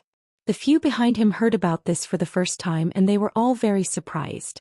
"We General Chao can do it, but we are old acquaintances with that young hidden officer?" Listen to the meaning, played, deal? Lin Jingqing didn't say much. All the officials in the Logging Institute knew that the head of the Forest Institute seemed to be in a bad mood during the first month of the new year. Maybe it's because you feel that the chief officer of this Logging Institute is not easy to be? He seemed to be waiting for something but he didn't wait and he looked a little gloomy. In the late winter of last year before the retreat, Lin Shi sent a secret letter to Jai Sfeng, reminding Qin Pingon that during the first month he could go to the Logging Institute in Yuzhang County, Hangzhou, to visit the door to pay New Year's greetings. Lin Shi sent another letter to the Logging Institute, saying that he had already greeted Qin Pingon. The father and son who had an extremely sparse relationship last time had a few more conversations.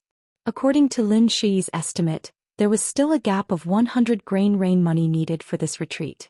When Lin Jingqing heard this number, he immediately retreated. With such an unfilial son who was like a beast swallowing gold, he could only continue to maintain his usual fatherly love. Hearing Lin Shui said that he had borrowed money from Qin Pingon, fill in the gap. Lin Jingqing was just half joking. Since he borrowed money from him, he doesn't need to pay it back. Lin Shui naturally did not dare to take it seriously. But Lin Jingqing actually prepared a gift for a certain junior.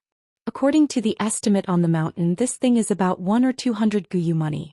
This was one of his rewards for serving as a town keeper. For the young mountain owner whose family is so deep that it is bottomless, such a gift may not be anything at all. Another reward was that Cui Yu and Lin Jingqing had a guarantee that Lin Shui would become an official in the Dali court in the future, regardless of his achievements in Taoism. Lin Jingqing, who considers himself half a scholar and has worked in the supervision office for many years, takes this very seriously. Lin Shui, the word is new. The sage embraces one as the world's style and honors and defends the shame as the valley of the world. As the sun rises day by day, it is advisable to be cautious. Lin Shui's name and name were taken with the help of the national teacher Cui Yu. The last time Lu Chen was a stubborn guest at the logging institute, he was confused, joking, light and heavy, bright when he opened the skylight, and clear words that closed the coffin and said a lot. Here is another remark from Lu Shen, who claims to be a poor Taoist. The general meaning is that Lin Shui went to a certain opportunity because of his partiality as a father. The whole body, leading to a series of opportunities, everything is lost and everything is lost. And Lu Chen finally added that he set up a stall for fortune-telling back then, and he gave Lin Jingqing a hint. The implication is that what is your insistence, Lin Jingqing, that led to this? You are stubborn, but the poor road gave you and Lin Shui lots of extra kindness. You two, father and son, can't help but be appreciative. You have to be a little conscientious. So what if a poor Taoist eats a few zongzi from you? In fact, Lin Jingqing listened to it at the time, but Lin Jingqing, has been dealing with people in his life, and at most he regrets certain personnel matters, and he really has no regrets. As for Lin Shui's thoughts after knowing the truth. You, a son, dare to rebel against your father? The truth is that Lin Jingqing has always been very dignified on the side of his son, but it is not easy to ask Lin Jingqing to take the initiative to mention this.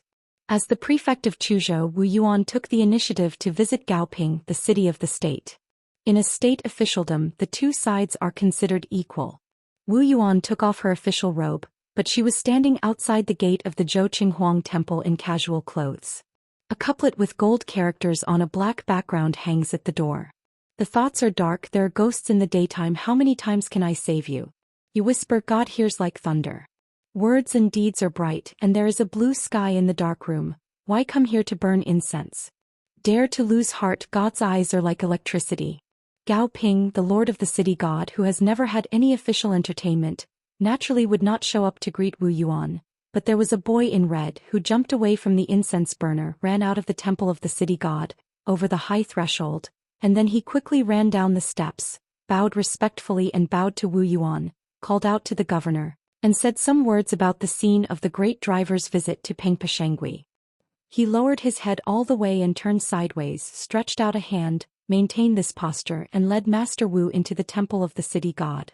Wu Yuan came here to chat with Gao Ping, not related to official business, just to talk about anecdotes in the landscape and officialdom outside Chuzhou. For example, there are several key water vacancies now, and the Dali court has been undecided, and the central Dadu is only Chongchun for the time being. Whether Ho and Uncle Lily will have another master of Dadu, everyone is curious. Like Jidu and Luzhou in the north, there are Duke Lingyuan and Duke Longting. Then there is the Tiefu River water god vacated after Yang Hua's promotion, and Qianteng Chong after Chao Yong's departure. It is not a trivial matter who they are to fill in the gaps. In addition, Xiao Luan, the water of the Baihu River, who was originally a 6th rank on the landscape genealogy of the Dali dynasty, recently merged with the upstream Taiquan River, and this water goddess rank was elevated to 5th rank. As for the old Iron Kupon River water Gao Brewing, the temple was relocated to Yunzhou, and it was transferred to the Shimei River water god. There is no impermeable wall under the sky, especially the well-informed landscape officials. When they look at this matter, they all feel that they are very chewy, just like the number of officials in Beijing. The officials in Beijing are released, and the party in charge, even if the rank remains unchanged, of course reuse. The Wuxia River, one of the sources of the Shimei River, hides an ancient Shulong palace. The regulations are not high. After all, it belongs to the ancient inland dragon palace, but the skinny camel is bigger than a horse. No matter what, it is a genuine one. Dragon Palace. How can Huang Tinghua have this ability? Naturally, it was found by the monks of the suzerain Dali dynasty, so when the Dragon Palace is really opened, the water transportation of the originally unknown Ximei River will naturally skyrocket. The status of God will rise with the tide. Wu Yuan had entered the door, Gao Ping walked out of the statue, and the boy in Zhu Yi had already greeted Miao Zhu to hurry up and fix a few hard dishes. While walking and chatting, Wu Yuan said with a smile after taking a seat at the Zhaitong, Han Shijiang's landscape genealogy and rank and Tai Fujiang water god are still 2 levels behind. If he wants to fill the gap, it is as difficult as going to the sky. Gao Ping nodded, so the strong recommendation from Emperor Huang Tinghua was of little significance, and the Dali court would definitely not agree. Wu Yuan asked with a smile, "What the is this goddess of the Yuye River thinking, and why did she hint me that as long as I help her to transfer to other places, it will be fine? Any river in the territory of Dali with barren water transportation, there is no problem. She is even willing to lower the half-level status?" Gao Ping picked up a peanut and threw it into his mouth and said, "Because of a big or small matter, I didn't handle it properly and the result was a big trouble, so I forged a relationship with Luapa Mountain. She always felt that she would stay in Yuye. Zhang, you can't sleep well. Instead of worrying about turning over old accounts every day, you might as well hide away." Wu Yuan teased, "Gao Jiu has picked up a fat shortage. In the future landscape evaluation of the Ministry of Rights, the Ximei River in Yunzhou, it is difficult to think whether it is an excellent test language." Gao Ping said, "It is estimated that it was the inspiration of Luapa Mountain. It is Wei Boss handwriting on the bright side. After all, it is a Beiyue Mountain monarch. The court still wants to sell him a little face. Aristocratic family. After a little inquiries, it was Wei Boss meaning, so I had to pinching my nose to recognize it. Wei Bo is a small-minded fellow with such a mountain gentleman who likes to hold night banquets, who is not afraid of having a night banquet next time.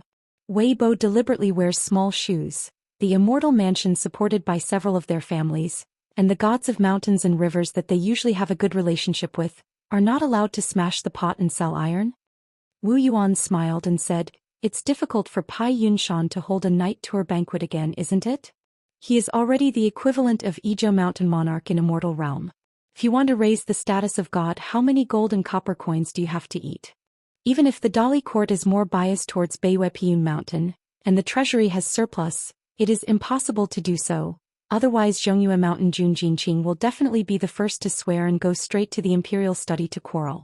As for the rest of the Aquarius Mountain monarchs, especially Nanyue Fan Junmao, she would definitely not be vague about this kind of thing. Lin Shuyi's retreat place almost no one can guess. It is neither the capital of Dali, nor is it a cave in the northern mountain of Aquarius continent or some cave in the mountaintop of Zhongyue, but a slightly heavy-hearted but detached status in Dali. Changchun Palace. Changchun Palace, worthy of its name, seems to have an immortal king who asked Chun to stay in the mountains and rivers. It is better to live in leisure than to live in officials, and in the wild is better than in the dynasty. The landscape here is the most leisurely and wild. In a forbidden area that even the direct disciples of the ancestors were not allowed to set foot in. Surrounded by mountains like arms, surrounded by a lake, the mountains and rivers depend on each other and the eyes are beautiful. The scenery is as quiet as ancient times, and the days are as long as a small year.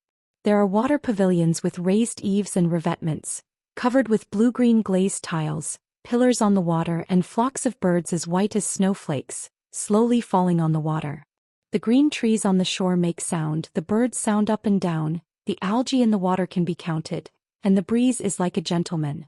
When passing by the water pavilion, it gently peels and pecks the bamboo curtains. Those who are sleepy in spring can wake up or not.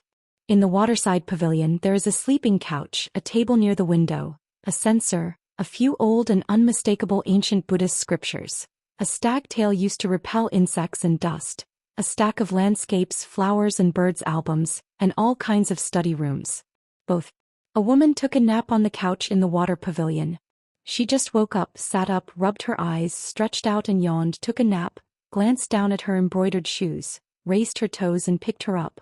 He picked up an embroidered shoe, thought about it and felt a little irritable, so he casually kicked the embroidered shoe, stepped on the ground with bare feet and walked out of the water pavilion. The water pavilion faced the lake and set up the beauty. This a lazy beauty, she put her arm across the railing and put her chin against her arm. She looked at the calm lake surface, her eyes blurred. No matter how beautiful the scenery is, if you see it every day, it's like eating big fish and meat every day. You can't stop eating 3 meals a day and you will always get tired of it.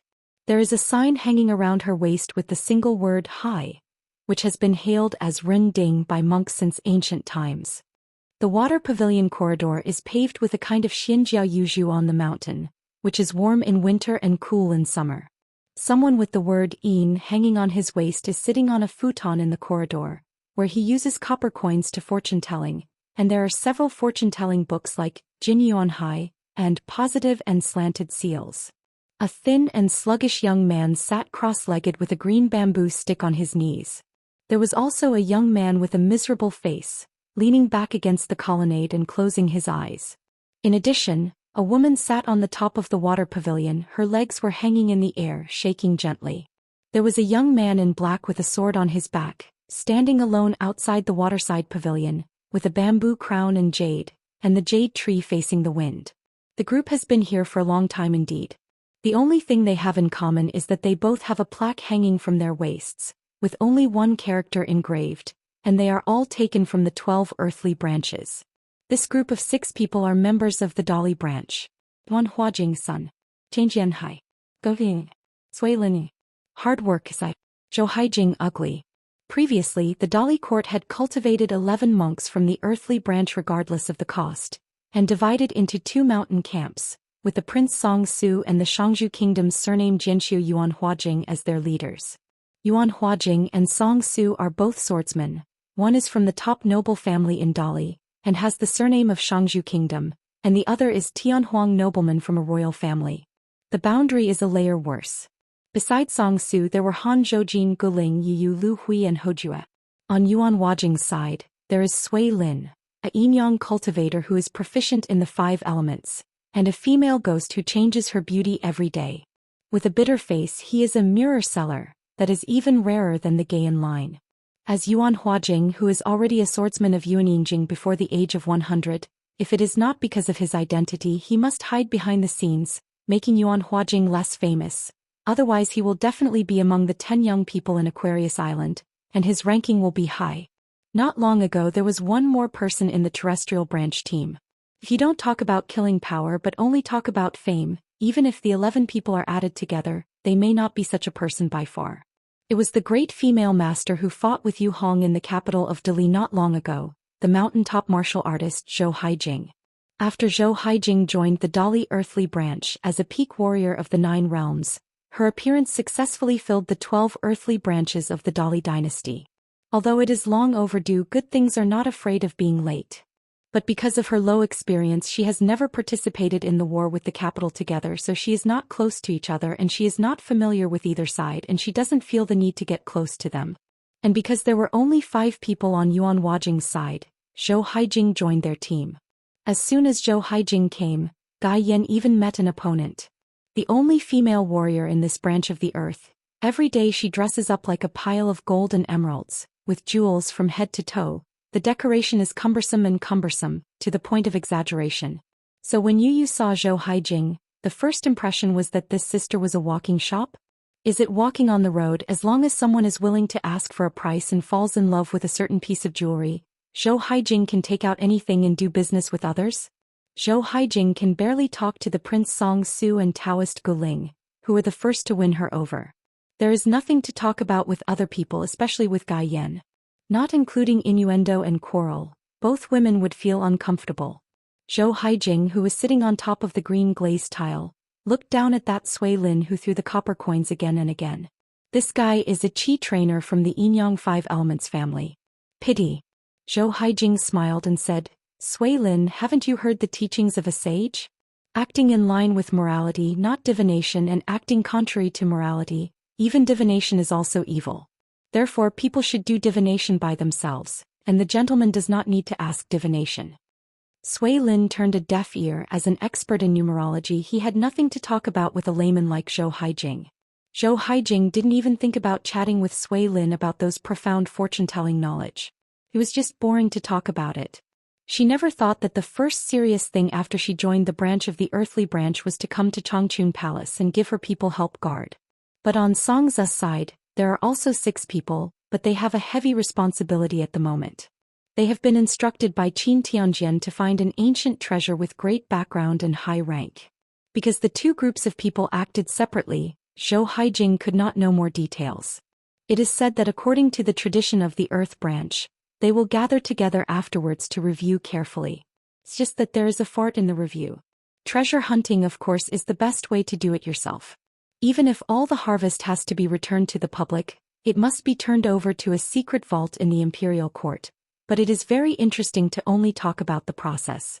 She joined Song Su at the top of the mountain with a shameless face. Zhou Haijing was really bored and couldn't help complaining. It's just a retreat for a cultivator of the nascent soul realm. As for how to inspire people like this, let's 6 of us drink the northwest wind here every day?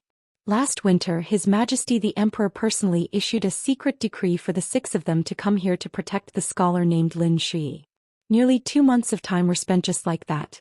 The problem is that His Majesty did not say when they would be able to return to the capital.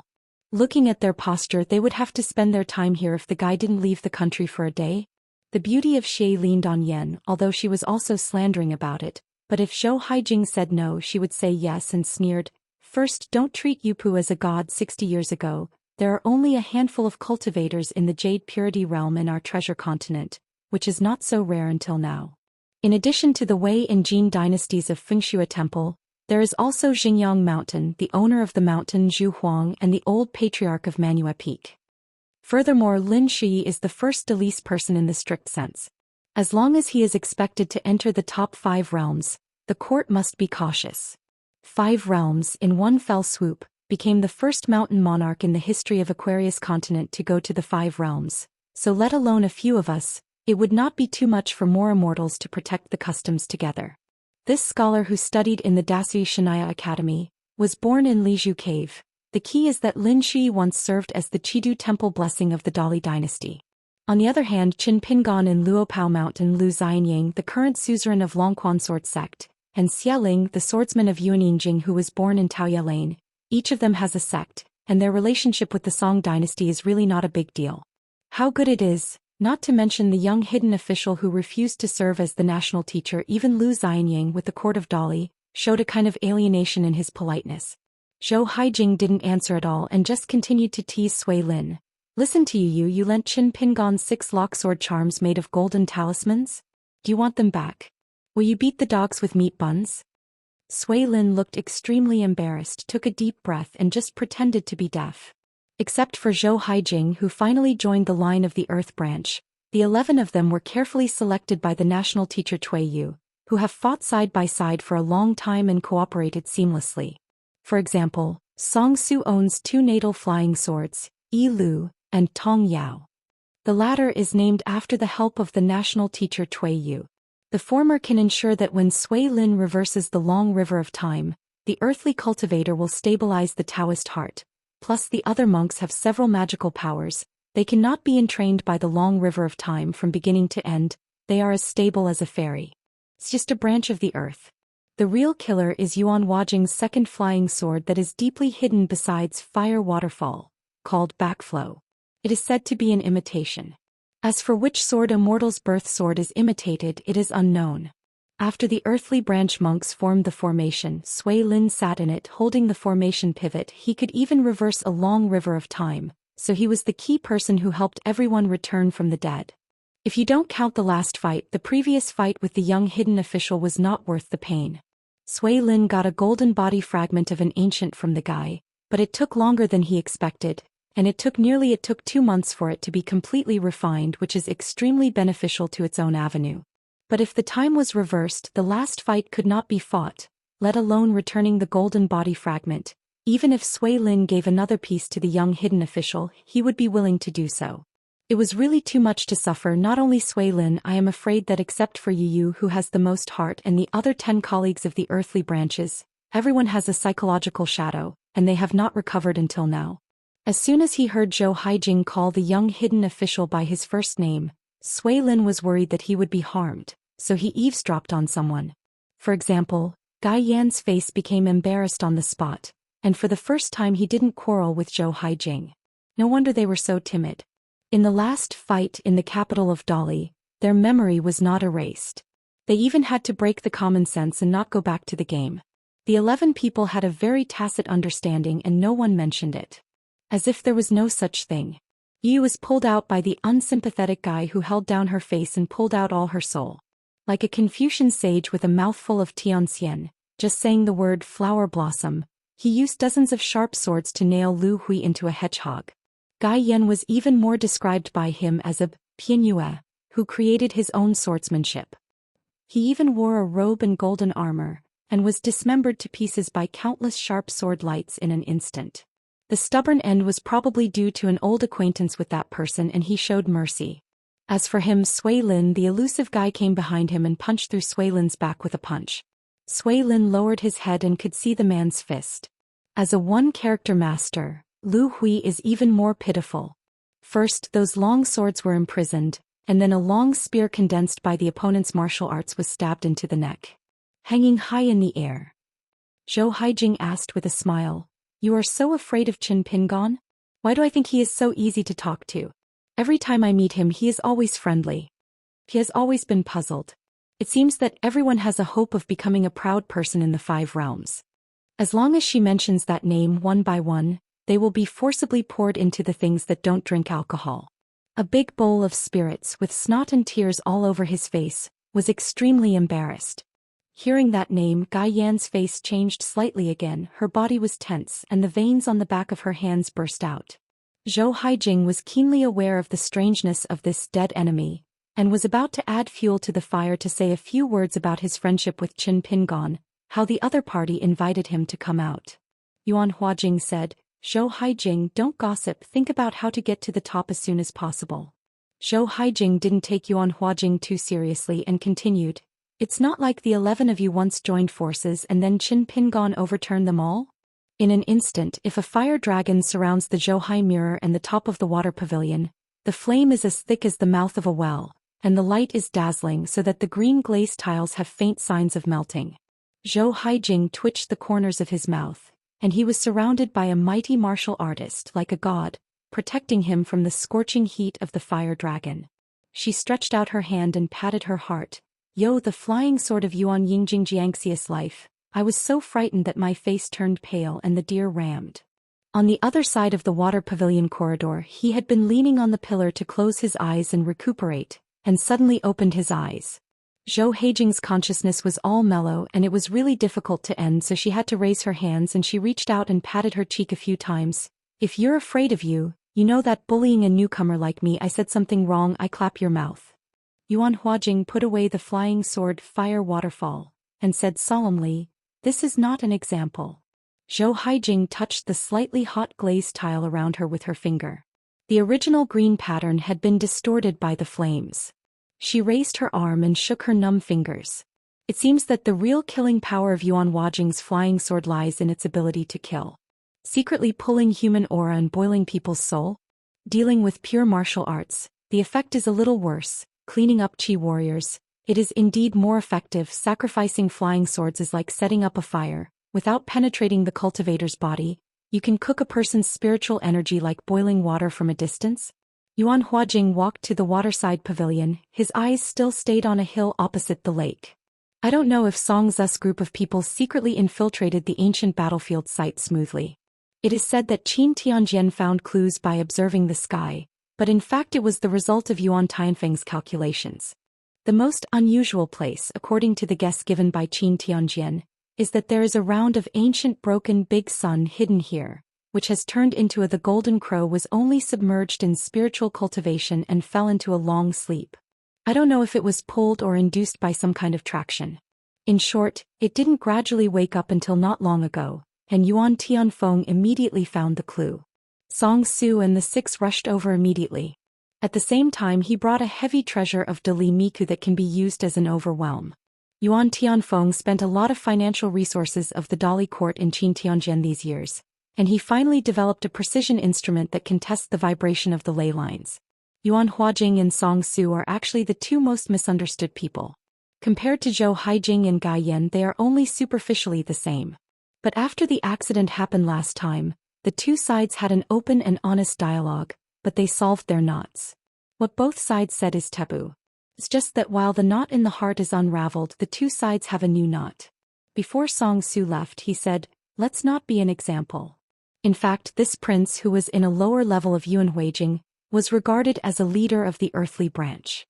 However, Yuan Huajing thought he would be angry, but he didn't. Probably just as Song Su said, his heart has fallen. Gong, drilling pot, umbrella, chain, teaching, chanting. Therefore, Song Su was sure that the most likely demons were not Sui Lin and Lu Hui, but Yuan Huajing, a sword cultivator who lost to the sky. Qin Pingon had different reminders and suggestions for the monks of the Earth branch. For example, let Sui Lin go to the Chongshu Bureau and the Translation Bureau of the capital, and integrate the Buddhist and Taoist teachings to abide by the one law. On Lu Hu's side, Qin Pingon gave a very weighty promise that if he couldn't break through the realm, he could help teach a broken word order that belongs to Confucian Qi refining. Yuan Huajing guessed that the appearance of the Golden Crow was most likely related to Lin Shi's retreat. He even suspects that Yuan Tianfeng's appearance in the capital of Dali is to run towards this Lin Shi, at least one of Yuan Tianfeng's main purposes. Yuan Huajing has always been curious about one thing. It is said that Lin Shi's Taoist book is just a book of lay fa Taoism called Lang Lang Book on the Clouds. It can be said that Lin Shi's cultivation path is similar to that of mountains and fields. Xiao is self-taught. It is a pity that there is no copy of this book in the Dali court. Wei Bo appeared at the gate of Piyun Mountain, but of course he used a trick. Because Zheng Dafeng came here without saying hello, Wei Bo always felt that this guy was going to the Three Treasures Hall without incident, and he had to take it easy today. With a smile on his face, Zheng Dafeng reached out and grabbed Wei Shanzhen's arm. Brother Wei, I have to discuss something with you." Wei Bo knew something was wrong and said without hesitation, "We are the female officials of the various divisions of Shanjun Mansion. Don't think of me introducing you to one." Zheng Dafeng looked sad. If the droughts and floods are evened out, wouldn't it be the best of both worlds? Wei Bo laughed angrily. "Don't even think about it." Zheng Dafeng said, "You and I are close friends, right?" Wei Bo kept his face straight and didn't talk. Zheng Dafeng said, "I am half the elder of Qin Pingon again. After all, I watched him grow up. If I hadn't been downcast now, I would have to live in Luopao Mountain. Qin Pingon called me Uncle Zheng. He was a courtesy. I'm not sorry, right?" Wei Bo said helplessly. "Zheng Dafeng, don't beat around the bush. Mai is very flustered." Zheng Dafeng complained, "What are you in a hurry? I can't eat hot tofu in a hurry. Let's go, the two of us will climb the mountain together first and then go to the UFU division and the EG division. Anyway, we just find a quiet place to have a good drink, no drunk." Wei Bo stood still. "You clarify things first, otherwise don't blame me for not reading about brotherhood." Zheng Dafeng said bitterly, "Apart from women, your brother Wei is the first man who can hurt my heart. It seems that I really can't get along with you in the future." Wei Bo put his hand on his forehead. Zheng Dafeng sat on the steps. Wei Bo had to sit down with him. "Qin Pingon and Ning Yao are Taoist companions, right? Ning Yao is the #1 person in the colorful world again, isn't he? I'm in Ascension City, but I have great status and prestige and am half an elder of Qin Pingon. You and I are good brothers and good buddies who trust each other." Wei Bo heard it like a cloud. "Didn't you just come back? Ning Yao asked me to give it to you as a thank you gift from Wei Shanjun for taking care of someone in Luopao Mountain for so many years. Don't worry, this thing does not belong to Feishing City and Summer Palace." Zheng Dafeng finally stopped selling the ties, took out a wooden box from his sleeve, slapped Wei Bo's hand heavily and said with a smile, "Congratulations to Wei Shanjun, we have to hold another night tour banquet that everyone wants." On the other side of Luopa Mountain, Xiao Mo appeared in the bamboo building and asked, "Young master, it's not a trivial matter for her to sneak out of Luopa Mountain. Do you really need me to follow her?" Qin Pingon smiled and said, "Since she let you know about it on purpose, it's more useful if you don't go."